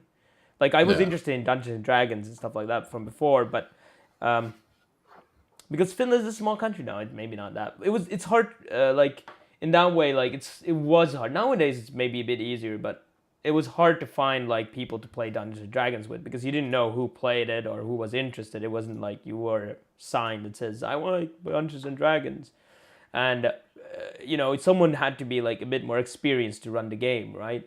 And that was also harder to find. You could just as kids just fool around, but basically, and then it requires a lot of commitment. So it never happened. Like I played in groups for like the last group I last stopped playing with last year, and then I played with them like 4 or 5 years. Not Dungeons and Dragons. I've but only that ever type played of- in one Dungeons and Dragons group, and I was kicked out of it after like 6 years or something, 8 years. You power Because I was played too much. what? Sorry. You power played too much. Like you were like Yeah, well, min-maxing? I was off topic too much. Like when I would work like every other weekend, and then I would come from work to Dungeons and Dragons. I would be super sleepy, and I'd be like, I'd spend 5 hours min-maxing to make my characters, and the other players were like, "Fuck that shit! He's gonna die anyway. He's gonna get With killed by murder." something." So eventually they were like, we like you as a friend, but we don't really want to play online games. Want to play RPGs with you. And I was like, nah, okay. I was playing MMOs anyway, so that's it's like half the time I couldn't come because I was raiding. So they were like, we can't be friends anymore. Oh, Yeah, I was sad at first, but now I'm like, oh well. now I got Can't more really do time for much World of about Warcraft. Yeah, I mean, sometimes. Well, I don't really play that anymore, but Not anymore. sometimes I want to play RPGs, but then I remember I'm like, I don't really want to play it for the experience. I just want to build a character. It's like I just want to make a character and pit him against monsters, and that's it. Like, how does he fare? How can he solo a dragon? That would be with no interesting. potions and What if- stuff like that. Have you ever seen Besiege, the game? Yeah, What if you made isn't that the game where you build machines and then you beat up scenarios? Yeah, what if you would do that, like, but with characters? You build a character, you min-max the stats, and then you have a scenario. You can't control the character, but he fights, and then you see the outcome. So you can only make a game only about min-maxing stats. Isn't that kind of that battle simulator we were talking about? Like, because I think you can go in and say, I want to have 10,000 Jedi Knights, and I want them to have like 200. But you would health also have and one this of and that. those. Like, there would be one character you're like, and Oh, it would well, have like through levels you would level up. So it's basically removing the whole hack and slash part. It's just I used to do that with like Excel with a spreadsheet. Like I would your stats and all of these things in inventory. You're either Jedi mind like monk or you're lagging. No, it's not. You're fine now. It was What temporary. happened? It was like a glitch where you went Neo on us. Oh, strange. You were like teleporting all over the place, and anyway, go ahead before you forget what you were saying. I know Kung Fu. Whoa. Yeah, so I would build this sort of spreadsheet and then type in the stats from like a dragon or type in the stats of an ogre, and then I would just simulate it, like have it do the battle against the ogre 100 or 1,000 times, and I would kind of look at the values there, and I'd be I like, just see yeah, you I as might a care. baby with your diapers and you just have a pair of dice and you're just looking at Excel spreadsheets, writing down, noting down, and throwing dice. And that's your You have idea of to fun. remember, I didn't start playing role playing games until early 90s, late 80s, early 90s. So I was like So that late? 12, 15-ish. Yeah, that's still early. Yeah. Did you hear about Fiasco? This RPG has a cool playing system. No, that sounds interesting. No, I haven't heard Christmas about it. RPG session with game dev company. That would be interesting. Yeah. I'm a terrible game master. I'm not terrible. I'm just no. I don't have the patience to start preparing like a 500-year campaign. Or But even what if we 5 years. played something like Divine Divinity or whatever it's called? That would be cool, Divinity yeah. something something. If you You're gonna- played that game, doesn't that have like a story, and it's Yeah. still kind of role play ish? Yeah, and I can roleplay the shit out of that, and you're gonna be like, "Here, let's go and kill those." No, I'm like roleplay. No, I'll just make a character where it's not in character. I'll be like, I don't know. Can you be like a bard or something, where I want to talk to people? Yeah, you just. Stay yonder. I shall go and talk to them. Don't worry. We'll just have Say like where hello. you just want to have the hack and slash experience, and I'll just be role playing. I'm like picking flowers, dancing in the fields, like la la la la la. You're like, help me, god damn it. It's just that the streams I've seen, it looked very combat heavy. Like every time I looked Yeah. at someone's stream, they were battling someone, and Well, you could it's roleplay usually that. like a dude with a cap, and he's like, "Yeah, I'm gonna bust a cap in his knees, man, and then I'm gonna shoot him. Don't I have some kind of spell?" Is this? It's always like this the I never same game? see like what. Is this the same game? Yeah, but I never seen. Well, I mean, it's the guy playing the game who says those things, not like the characters. But I mean, I don't see like a lot of people engaging in role play or anything like that when they're playing the game. No. I don't know. Well, the I role. used to like on my computer. I used to play the TSR games back when they were called TSR. This like. Pools of Radians and Oh yeah. the Death Knights of Kryn or whatever they were called. All of these, like, I mean, we talked about this on an old stream. Like, I would sit there and meticulously draw the maps on square paper so that I could show my friends that I finished the game, and none of my friends played it. And I realized they did not deserve to be my friends. You ate them. No, what? I didn't eat we did them. wrong. No. Oh. I just turned around and played some more computer. I was very antisocial when I was a kid. Yeah, the thing with computer like role playing, like RPGs on the computer, except if it's a multiplayer thing, is that you don't really role play. You just have dialogue and you experience an RPG. Yeah, But but you you don't still really- have like, the, the only the game- option of making some choices. Yeah, of course, you can say, but you can't still like. but there's the an only end game I've goal. seen somebody role play that wasn't multiplayer was someone role playing in Skyrim. Basically, of course, then like again doing the dialogue choices by that, but he was role playing that he was a miner and he wasn't at all like heroic or anything like that. And he just went around mining, and then when people were like, "Come and help us," he would be like, "No, I won't. I'm not a hero. I'm trying to run away." And it got Yeah. really bad. Like I've told the story before, but it got really bad where wherever he would go on mountaintop trying to get away from all the people trying to seek help from him, and they're just running up the hill going, "Help me! A dragon is coming!" And he's like, "No, leave me alone." Leave me alone. But of course, with a multiplayer like mods and stuff like that, where you have other players, you can actually have a real role playing where you actually have to. Like the thing is, I'm not saying role playing games like the Bard's Tale or Baldur's Gate, they're not role playing games, but you don't really have to create the character yourself. You're just exploring dialogue, and you can think like, well, I want to see this one, or well. Like there's only some couple of predefined kind of characters or ways you can play it. Whereas when you role play, you have to think through the character, just like an actor. You have to be like, well, like if you're interested in the role playing part, not just the hack and slash, you would have to think like, what would my character do? What would a cleric do that is very godly and maybe chaotic good or something like? Yeah, they- exactly. Would they help this person? Maybe they decide not to help because you're not part of my following, and he's chaotic good, so he has weird, tendencies to randomly choose what he thinks is good, or to even where it can sound evil or something, and blah blah blah. So then you have to think through that. Sup, ThinkBot Labs? Welcome, welcome, and everyone. Bling bling bling bling bling bling bling bling. No, imagine that worked. It did bold it though. Does that actually work at everyone? No, it doesn't work. It only works on Discord. It's a Discord thing. It does it also on Slack and other things, Yeah. but not at everyone on Twitch. That would be awesome. On Twitch, Twitter. Twitch, Yeah, Twitter. on same Twitter. At everyone. thing. I'm tired. Twitter is down. Broken.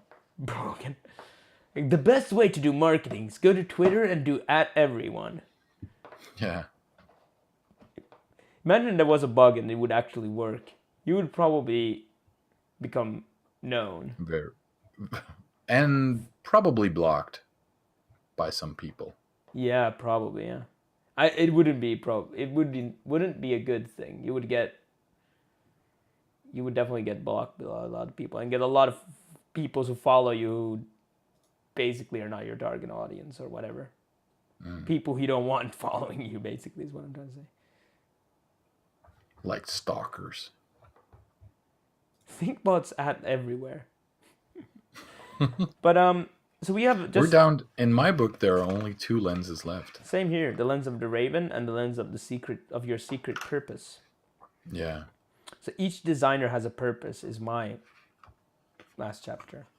Is that the same? Yeah, one for you? mine is called Each Designer Has a Motivation. And basically, my chapter talks about, like, first off, you really need to look inwards and think about, why do I make games, and is it worth my time? Like, should I be making a game right now, or should I be mowing the lawn, or, attending my relationship, or, being there for my kids or whatever, or should I finish my education? So it's like the lens of the Raven is basically about how time passes, and you shouldn't have any regrets. Yeah, and the thing is also like, I Michael see a Light lot of says, I will devs. feel so sad when this book ends. Yeah, It ends Everything ends. within 5 minutes, we are done. Done. We're literally on the last page. True. So Yeah. I think the good thing, like one thing, like I've seen with a lot of devs is that, they are not good enough at evaluating how much time it will take to make their game, which leaves them not realizing that they are gonna, like, they will come up with a game and they won't realize that they are gonna get stuck on that game for 5 or 6 years making it. And they might barely get it finished in that time. And then they never actually stopped and, thought to themselves, like, is it worth my time? Do I really want, like, before even starting program or making any art, do I want to spend next 5 to 6 years working on this game? Then make a bit more. Always, every checkpoint, you should ask yourself, am I willing to work on this 5 years? If the answer is yes, continue. If the answer is no, and it actually takes 5 years, which in a lot of cases it does, then you, like, if you're making a big proper, like, big scale game, like something that you would see on Steam, like if you're making anything bigger than like let's say a platformer like Cuphead or something like that, it definitely is like 5. They took 7 years, so it's Yeah, definitely that was the very, graphics. very important. I mean, if that was really graphics more than anything else. I think that's what took so long. Well, the graphics, I do think that the level design and creating enough gameplay content took like also several years. Yeah, but look at the amount of, like, every frame needs to be drawn. That stuff. I And mean, but that's also they're part they're of the making a levels, of cartoon. course. Yeah, Yeah. But when I say like graphics design, I just talk about all of that. Whereas Yeah, if you yeah, of make like course. a boxy platformer, you could make a platformer in less than a year. Of course, yeah. Like the thing is that you could make a boxy platformer, but the thing is you will still lose like half year maybe. Like I'm even working on platformer. It will probably still take like a good amount of time before it's finished. It's not boxy, but it's not Yeah, a but you're complicated working platformer. on your game, like you're working on it on stream, and so you're basically Yeah, it's at not as that fast. point you are a streamer who makes a game. You're not a game developer who streams Yeah, yeah, exactly. because you're only making it on stream on that day, not to like No, no, no, belittle I you or agree. Like anything. I'm doing this show has nothing to do with like it. Well, to clarify, like, um, I mean, I'm still a game developer also, but Yeah, the content I do is for streams, and then game development is just the thing that happens. yeah, but my point is like when you're streaming, you're a streamer before a game developer, like you in particular, and me Mm, too. But you can go to Twitch and you can see a game developer who's a game developer before a streamer. Like mm, true. they're not reading chat. Maybe like every 10 minutes they'll look at chat and they'll just answer like yes instead of reading what people are asking. They'll just respond yes or no, and like it's not an entertaining stream because that's not what they're there for. They're No, of just like course. they're streaming while they're working, whereas Like the we're question is, what is more generally important while you streaming. stream? Is it the stream or is it the game development? And definitely, a game developer Yeah. will prefer the game development, where are they entertaining? Are they bringing any Mm. value to their viewers? Is less important. Whereas if you're a streamer, you care about people You watching, care about creating, the entertainment and the yeah, experience. the Yeah. experience. Yeah, exactly. And that was my point. Like Yeah, that's the way you stream, that's the way I stream. We focus on being a streamer more than being a developer at the time. yeah, exactly. That's why I was trying to explain. Like you could still be a game developer and then have a stream where you're a streamer first and then a game developer, Mm. or even vice versa. You could be a well, you couldn't. Well, if you stream something totally different and then went to do game development, but then what would be a game developer first before a streamer when you're doing those type of streams, you could in theory be also. So meaning that for example, there's some game developers I know who stream, and they do entertaining streams. But they like Ryan Clark. He's a game developer. Outside of he does like 8 hours every day or more game development, like professionally, and he's a Mm. industry leader and talks about things. And then when he streams, he's a streamer first, who talks about Yeah. game development. Like he's very entertaining. He's very he And I think that's a really discusses good with way his of chat. doing it.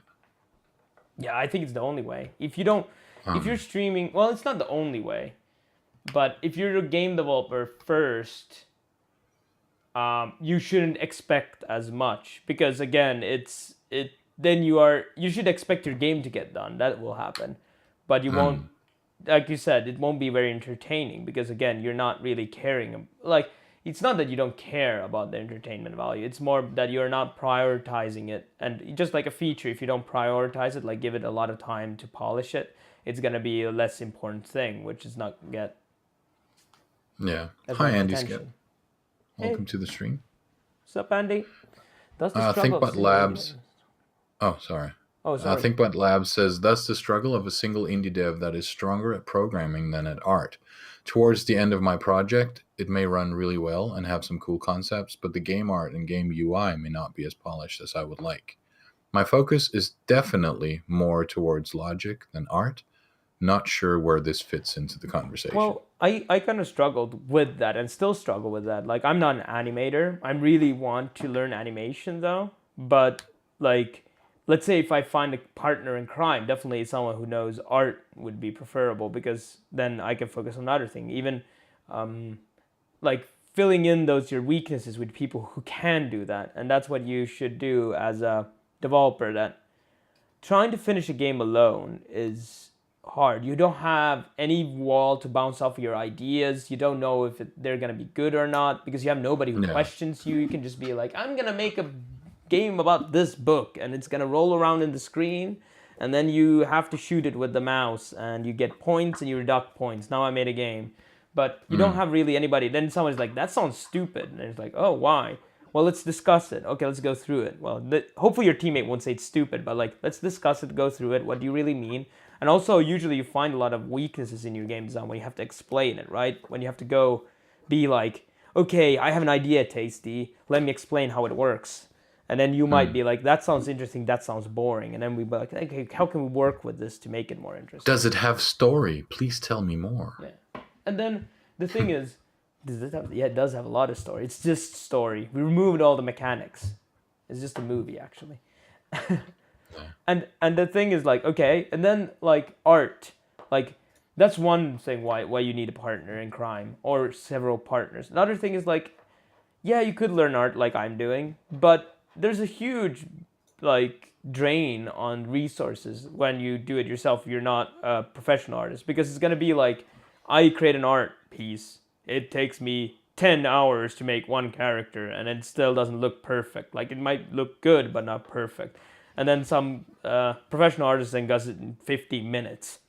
And he also knows to limit it to 15 minutes. It might even look rougher, but it's going to look better in other ways from point of view of concept.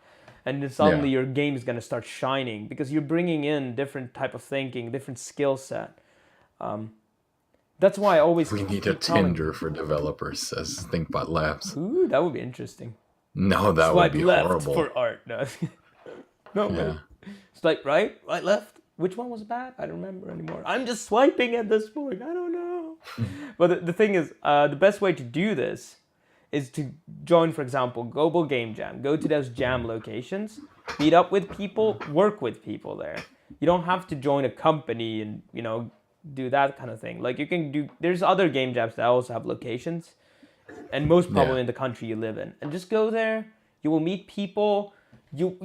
And you will most probably find people who think like you because usually they brainstorm like a bunch of ideas, like 30 ideas, right? Like there's like a sheep game where you herd sheep and they play football. And then everybody who thinks a bit like will gravitate towards the same idea. And then they're going to be like, we have a programmer, we have an artist, we have a designer. Okay, let's do this. And it's a bit like speed dating over 2 days.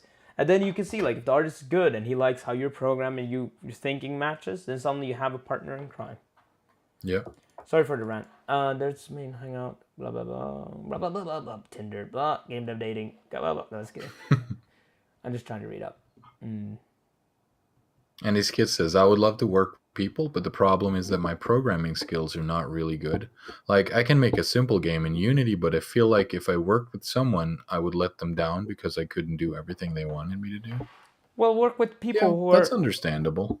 I mean, work also with people who are in the same skill and remember your own situation instead of being harsh then to the artist when you're like, I don't like this, and then you both shouting at each other. Be accepting of them also, knowing that the art won't be like, AAA concept art. It will be like maybe you could do it but a bit better. Yeah, of course, it should be better. What you Andy, do.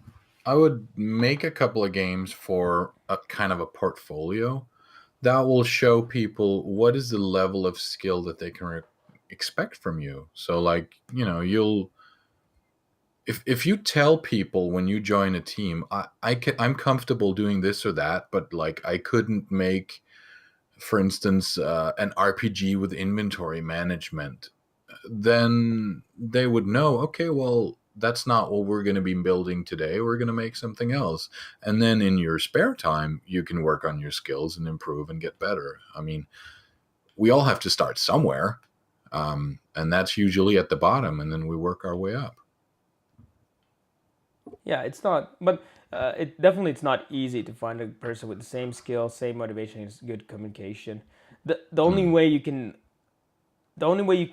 find that person is that you are out, like you are going out of your way to go to game jams. You're going out of your way to meet people, and you're also. Oh, thank you for the bits. To continue watching this stream.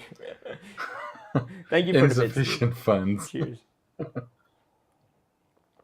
We're running out of Vespine gas, and we're refueling. Build more harvesters. I've never played it, but I'm assuming that's something they say. I don't know. We need more miners. So No, not miners. Not in that sense, anyway. not enough pylons. This is for adults. The Build more pylons. what was I gonna say is like, and then remember, you're gonna attract more people to work with you if you are good with communication yourself. Then and what does good with communication mean? It doesn't mean like I've stamped the stamp on my head, good with communication, or like I've stamped myself as introvert, I hate everybody, nobody can talk with me. And usually it's you yourself who are your biggest obstacle towards good communication. Instead of getting frustrated or angry about everything, just know that this is probably a communication issue. Calm down, have patience, and discuss, and be open-minded. Don't set yourself like don't oppose everything. Work with people. Usually, if you find that you have a problem working with people, it's because you're not really listening truly and working with them. Oh, microtransactions everywhere. Thanks, you. Microlight. First a sub and then 100 bits. Thanks, dude. Cheers for the bits.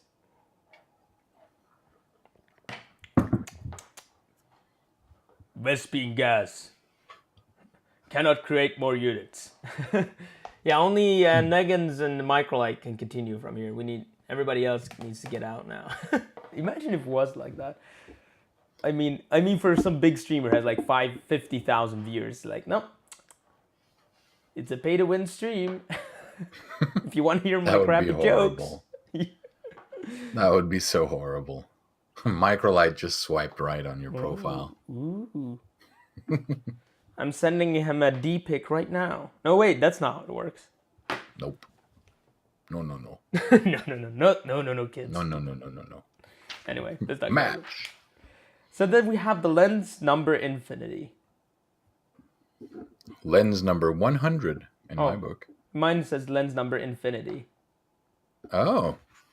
And it says the lens of your secret purpose. Yeah. To make sure you are working towards your one true purpose and you're feeling the force. Ask yourself only question that matters.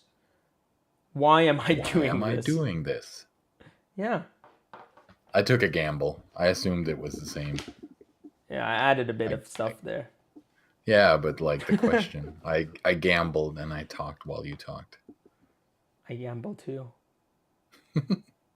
On Battleground. Oh, what? Pay $80 for a premium Twitch stream. Yeah, that would be interesting. Paid it. I'm not serious that I don't want this to be a thing on Twitch. There would be pay to win streams. I just think that it would be hilarious to see somebody do that and how it would work. I mean, they already have stuff like that, but it's kind of like, well, the sub only, in a different. Well, I wasn't talking about Twitch, but like in a different industry, they have that sort of thing where you pay money and you get X amount of minutes of watching someone. And I really think the game development aspect, it so needs to become more accessible, more open, and less about the money. Because if you've worked at, like you do e-learning, I don't know if you ever did anything with kids in terms of teaching and stuff, but if you make stuff accessible to kids, all they need to have is like a computer, and they can build stuff and learn programming, and they can access their creativity, and it doesn't cost any money. That is so important. Like I can't even stress that enough. Like, we need to teach everyone how to program and how to create. Yep. That's the future. It's maker thinking in general. Games, software, stuff, 3D printing, everything. And I think also the making is the, like, I like how, like, I'm quoting again, whatever the comedian's name is from Australia, but anyway, he says that humans weren't made to be content. But at least for me, the closest I can get to content is when I get to make stuff. Because then I can do things that help other people or other people interact with. And when I see them having a good time, I know that what I do has value. Yeah, If I'm doing I it feel for the same. myself, then there's no value. Like, except if I'm hungry, then I'll make myself a sandwich. But that's about it. Yeah, I spent like about 20 years working in different types of service industries, like retail and marketing and stuff like that. And the last, like, when I started working at a school, working with kids and help to like inspire them and make them want to become something when they grow up, like that's really, really valuable. And I didn't feel that my work was that valuable before I started doing that kind of job. I mean, I used to work like 70, 80 hours a week, and I made quite a lot of money for someone who did not. I mean, I don't have any formal education whatsoever.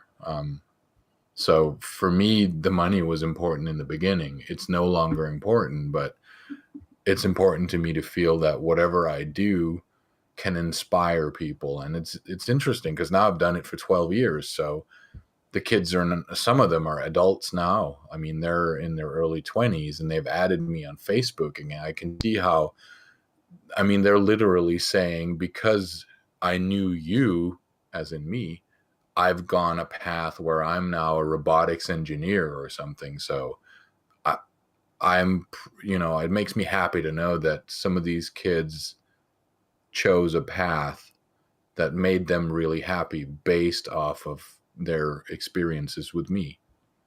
And that's the same kind of feeling that I want to have as a game developer.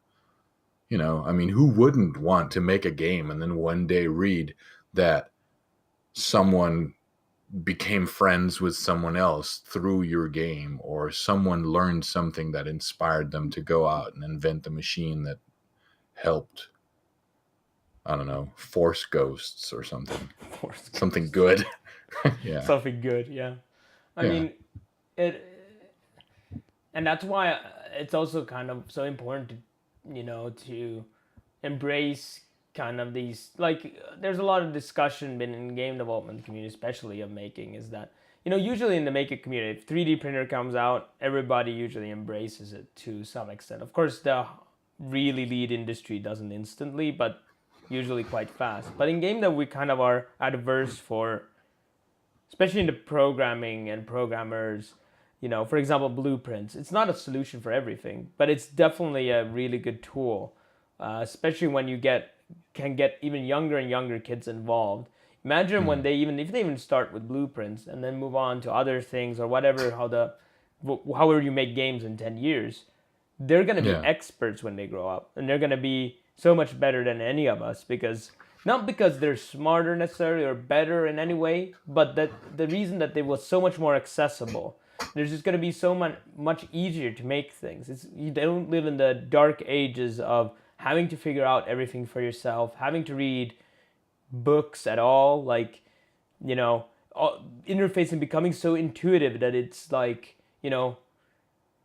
anybody can build it, even without necessarily pre-existing knowledge of anything. Yeah. Twitchlove says, my 7-year-old was coding at school last week, did some Minecraft coding, followed tutorial projects at code.org.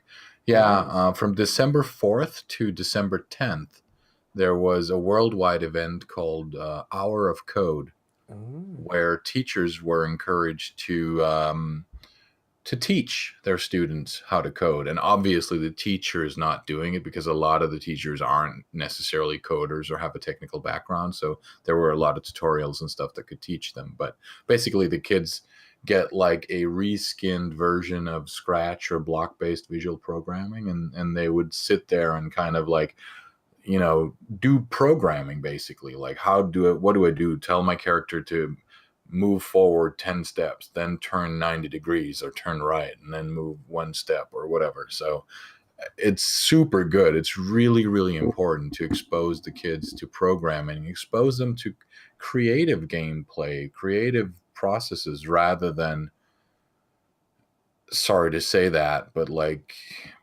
passive entertainment like television or films or whatever. I mean, it's good, but not all the time. I know a lot of parents who are like, they let their kids just sit there and watch YouTube, and all they do all day is just watch a YouTuber play some game, which can be good in itself, but just like not all the time. Yeah. Lily's saying that yeah, while not quite game dev, similar stories have made adult content, and I had hundreds of thousands of customers, and more than once real world relationship had actually formed between two people who bought and used my furniture together. Sure, it's adult in nature, but it also had real world outcomes. Things I had made have both created and destroyed relationships. It's It sounds like Second Life. yeah, to be where something you made such an impact on so many people. Yeah, and the thing is, its impact is really good, and the thing is, accessibility is always something we should work as game designers, as engine, what we choose to support or advocate, especially as game devs, and even develop if we develop tools ourselves, also those that the more accessible we're gonna make game development, it is gonna be good for the industry. It's a bit like when indie devs say like, I don't care about making profit with my game at all, doesn't mean that you should make tons of money and only care about the money. But if there's no industry, which means that there's money, there's a lot of support's gonna vanish. Suddenly, engines like Unity won't be able to support themselves, and then they have to stop making it, and things like that enable so many people to create amazing things and pushes the whole industry forward, pushes humanity even forward because of the experiences they can create. Yes, a lot of it is not that good, but isn't it enough if we can get an amazing experience every 100,000 games even, or a million games? I think it is worth it. I've already seen several games, not necessarily made with a certain engine or a certain technology, but like Cuphead already. I mean, I'm very sure that game wouldn't have happened without certain technology. Those people were not game developers or artists or animators when they started. Yeah. Devin Breimer says, I got to experience a little of that feeling when I was making my last game. Twitch viewers would follow along my learning progress and process and share their projects inspired by my goal at the time. Release a game from idea to release in 2 weeks. That's super awesome. Yeah. For Devin, that was much greater reward than actually releasing the game. Nice. Yeah. That's super awesome. Exactly. Sorry for misreading half the time. We're tired. Probably safe to say we're both kind of tired. Xeno Alloy, sup dude? Welcome. Hur mår ni? Vi mår bra. Hur mår du? I did that. Okay, I can't read that. It was fun. Also, I did Scratch, and I was so good at. When I wasn't in the class anymore, the teacher asked me to be part of a showcase of the program. Nice. And that's the thing, like, and I think that's, that's why I kind of get annoyed at when people are like, oh, that's made with Unity, or oh, that's made with thing. Like, we've discussed this many times, and the thing is, like, I think it's amazing that, like I say when I give feedback games, the first feedback, it's amazing you have a playable game at all. You're already made something that most people throughout history has never been able to do. You've finished a game that is playable already, and you should be proud of it. And then, of course, it's still good to listen and try to make it better. If we don't strive to make our games always better, or if you don't set out doing your best, then, it's going to be very hard. You should definitely try always to do your best. But you should also know what fights to pick, of course. I mean, there's things like, I know that I can't make a 3D game. It's not a fight I want to pick because I don't have the skill set. I have a skill set for programming. I know quaternions. I know all the math behind it. I just don't know anything about 3D modeling or 3D art, and I don't want to learn. If I would love to do a 3D game, but then I would have to have an artist. You should know how to read this. Sorry, we didn't use that alphabet in Finland.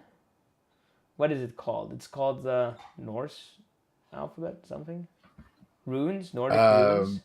Yeah, I think those particular ones are probably not called Futark. I guess it's, I don't know. What is it? Are those Futark runes? Yeah, City Skylines was. I don't know. Was it two devs? I mean, it is a studio that made City Skylines. It's in Finland called. What is it called? It's called like the girl who I don't know how big of an actual studio it is. It's not a big studio, but it's not totally small. Is it two only? Maybe when they started out. What were they called? They were called. Well, Paradox, no, is not the maker of it. Paradox is the publisher, if I remember right. City Skylines.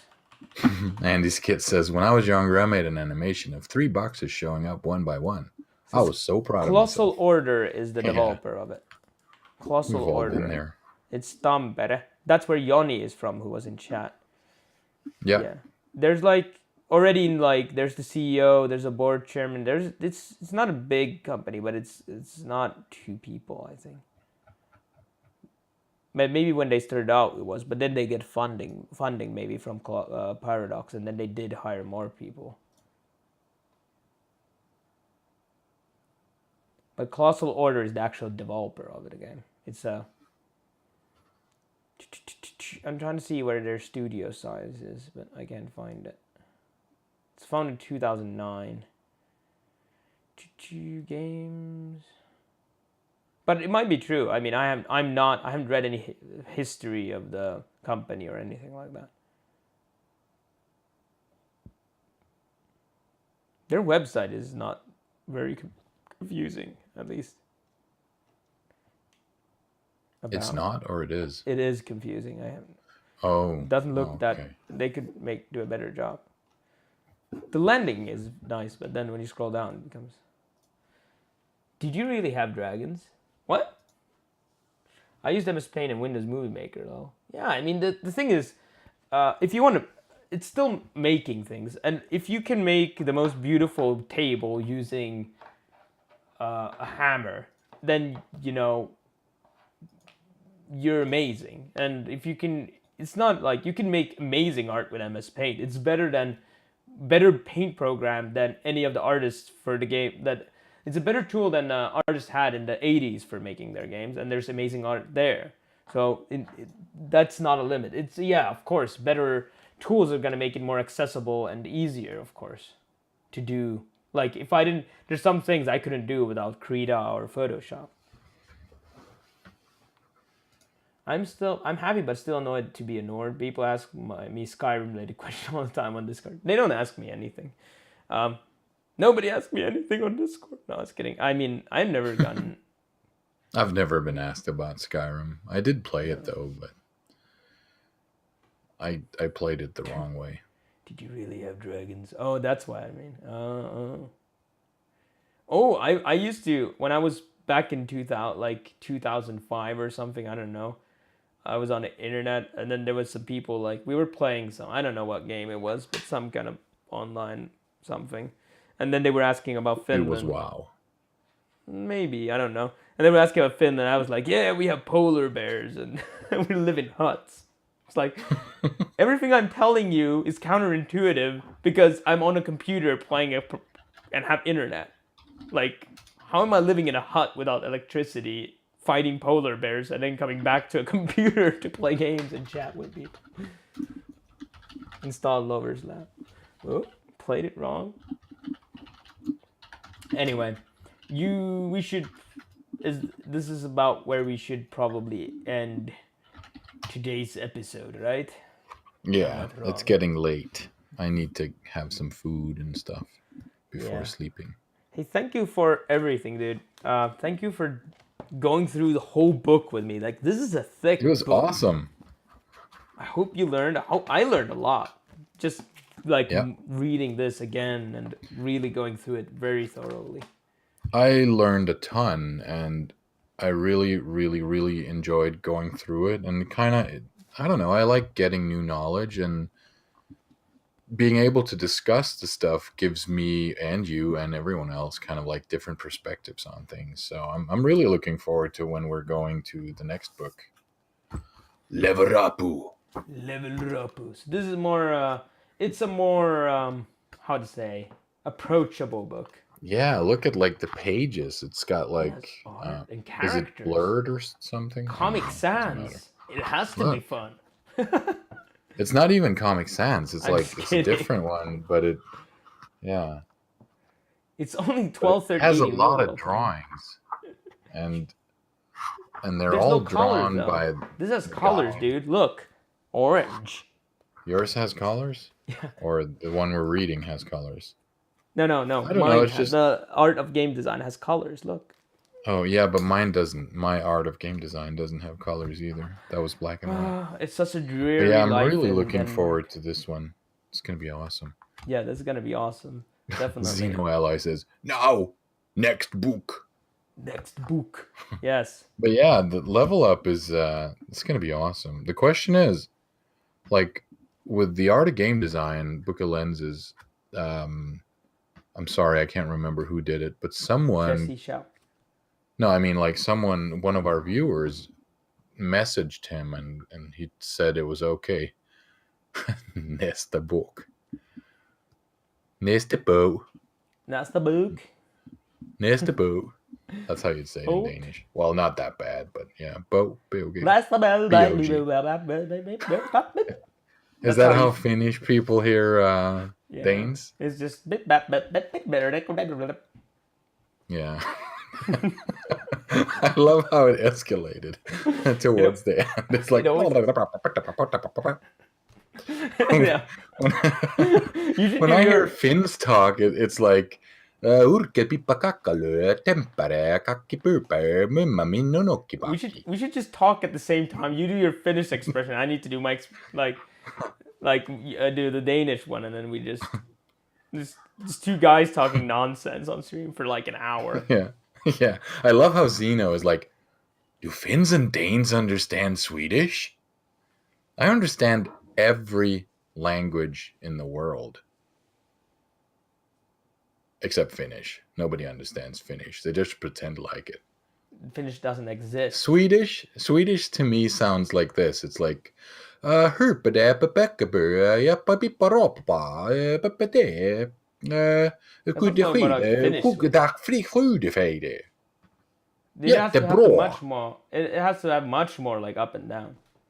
Actually, Well, I'm Danish. I'm not used to like alternating tones. yeah, neither the. I'm from Finns. Denmark. We do the monotone. Most of my friends talk English like this.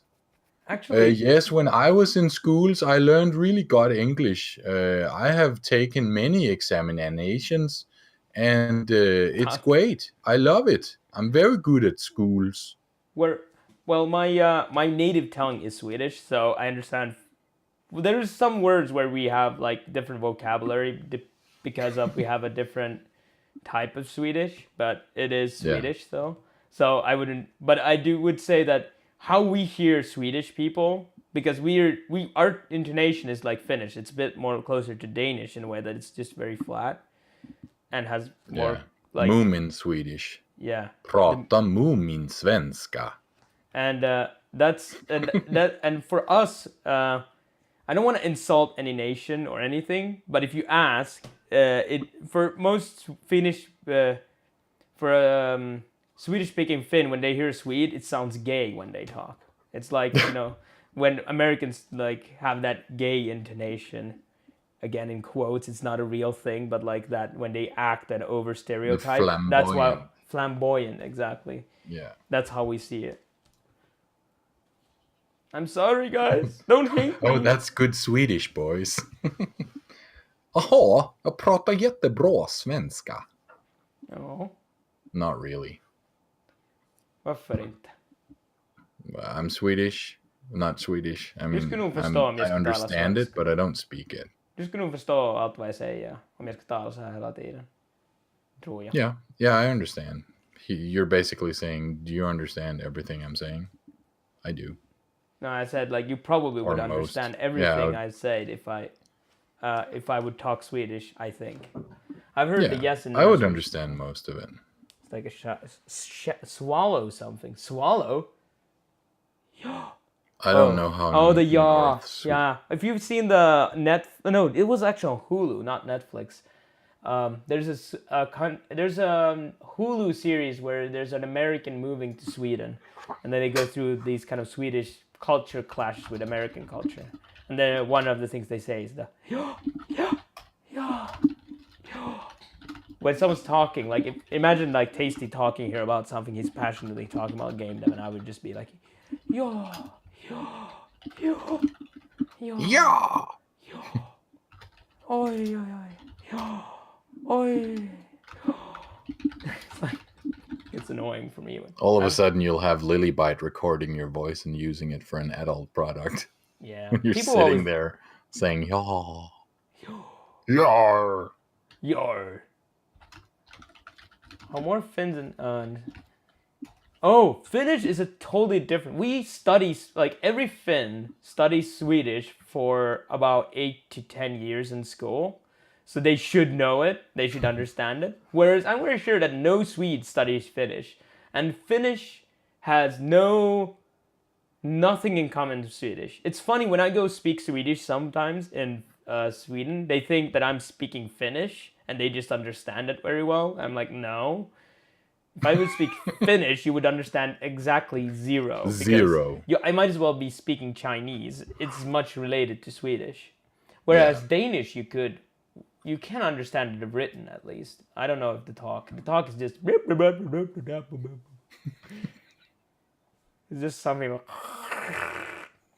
that's the other part I don't understand. It's like We don't Basic use like a fork. in Danish. no, maybe not. That's more of like a Middle Eastern, Hebrew, Arabic No. kind of thing. No, I just hear weird sounds. Oh, but I mean, it is like in Arabic languages and Hebrew. It's like It's a Swedish thing, not Finnish. I enjoy imitating and learning them, yeah.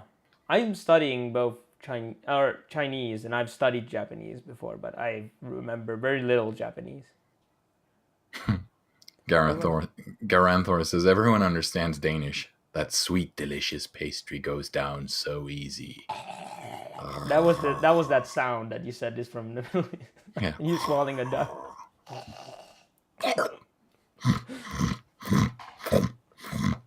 I want a Danish now. Me smash. Do I have any pastries in the freezer? I don't know. Can So you check, please? are we ending?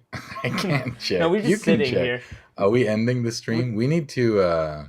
Should We we need to raid host somebody? someone. Yeah, we totally need to raid or host someone. Who do we do? Let's see. Any Who do you do? suggestion? Any suggestions? Also, it would be cool to do some non-game devs. Ooh, Latch! What is he doing with his hair? He is being shaved. What? Yeah, Latch is is- being shaved He looks like... for some reason. An egg. Then you have Oh my god. Gamasutra analyzes the classic Unreal Engine with Ubisoft Technology Group Director. I'm thinking they're probably not even looking at the chat, so we'll be like, ha ha, blah, blah, blah, blah, and nothing's gonna happen. Yeah, maybe. Probably. We could go. Zeno Isla, Well- I'm not well- Chinese. 你是中国人. There's no ma, though. So you don't... That's actually just stating that I am Chinese, but anyway. Wrecked. Xeno just got wrecked for copy pasting. Google Translate Chinese. Yeah. So... Pixelogic. Brunchy? Yeah. He's BRB. Uh, Let's look at... I'm gonna go back and go... You could into- host my friend Lifting, but he does, like, he's playing Path of Exile at the moment. And it's very not safe for work, his stream. Ooh, safe for work. Like you guys would be working anyway, listening to us. He's a really cool guy, though, but Yeah, 中国人. he's... Yeah, that doesn't mean Chinese person. Sorry. We should go to Latch and Friends. That's more game related. But yeah, I haven't actually Don't you ever think? hosted Latch, so maybe it's time. Good idea. He has hosted you once, hasn't he? No, Latch has never hosted me. He doesn't even know who I am. Yes, he does. I talk about you all the time with him. He never responds though, but I'm sure he knows. Hey, game dev company. Yes, I work for a game dev company. No, but game dev company, shut up about your company already. Yeah. I like not safe for work. Lilybite, this is not safe for work. This is definitely, if you're listening to this at work, you should be fired. Lilybite says, find someone new who has only one viewer. I've done that. I did that last Is that stream. possible? No, Nate, I didn't do it last stream. I do that. I do on stream Do. sometimes. But I also do that sometimes. But I like to host the one person with one viewer who has a cam and has like an overlay set up, so I know that he's not just gonna be like a guy going, I don't like not noticing he's being rated. But I want to go and troll. Let's go troll like Latch. Yeah. He has a lot of viewers, so let's go troll him. Let's go. What should we say? Hello, Mr. Egg Person. No, that is too mean. No. What would she do? You can just say, hello, Latch. We came for hair. Where did it go? Yeah. Hello, Latch. Who is the bald person next to you? That would be so mean. Shaving my head today. Code, sore, bald Latch. I wonder why he's shaving though. I have no idea. It's his like a last small version stream Vin of Diesel. 2017. Maybe mention that we just finished book club. Okay, Twitch raid. Yeah. Just finished last episode of game.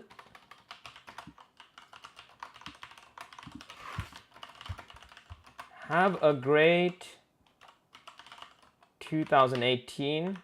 Happy New Year, Latch. It's good to shave for charitable reasons. Is he doing it for charity? I don't know. It could be. It's just that let's see who says it. The Green Finger Draw says a lot of people shave their heads for charity reasons. Yeah, Are they you do. guys hyped? Are you guys pumped? Are you guys ready? hyped? Are you ready? Are you ready for raid? Let's hype up. Let's. Oh no, wait, that's not. We need to limber up, but not like disconnect our cords and Oh. stuff. I'm totally ready. Fuck.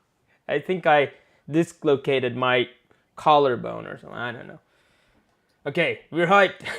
It's like nerds trying to get people hyped. Are you hyped? Yeah. Let's do this. Hi guys. Are you ready to raid? We're totally gonna raid now. Soon. The Granther says Bjorn really isn't suited for physical hyping. Yay! Cracker. Ooh, it's Cracker Vandy. Starts hey, Vandy. humming in Viking. Long time no see.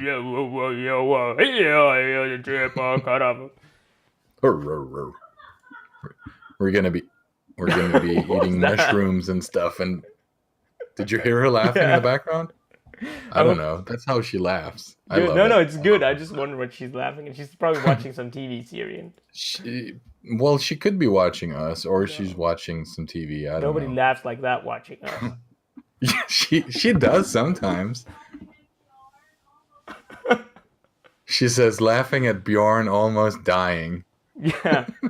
Dying from And height. this is like, I have one or two doors closed, but that's my favorite part. That's like when I'm sitting in here, if she's watching something funny, I can always hear her laugh. My She's girlfriend waiting has the for best you laugh in the world. to come and eat something. So thank you, dude, for 2017. We will be back 2018 with the Game Design Book Club. Let's go raid. Thank you for having me. And if I don't course. see all of you guys, Merry Christmas and Happy Kwanzaa and Happy Hanukkah and whatever. Like, I love you guys. Yeah, Almost. Go as drop much as I love Tasty my Graph a girlfriend. follow and show that you love him too. Now we Thank start the you. countdown. This channel is Yeah. intended for mature audiences. Parental advisory guidance supervised. No, wait, what do they say? Advised. Yeah. 32 Parental raiders. guidance. Remember to copy paste the message. Remember, take it with you. We need to Yes. make sure that he knows that we're there. And let's go and I'm not mature. Lilybite, you wanted not safe for work? We're going to not safe for work now. It's definitely not safe for Yes. work to look at bald guys. Lily Guy says, I can't handle this. Too much pressure. We'll see you guys on the other side. Yeah, this is taking. Don't forget to unmute, because otherwise you can't hear if he says something, like when you get to the other No, stream. I'm a professional. I know what I'm doing. Last time you didn't. I'm just trying to help you. Are we rating? Did it start yet? Yeah, it's starting now. Awesome.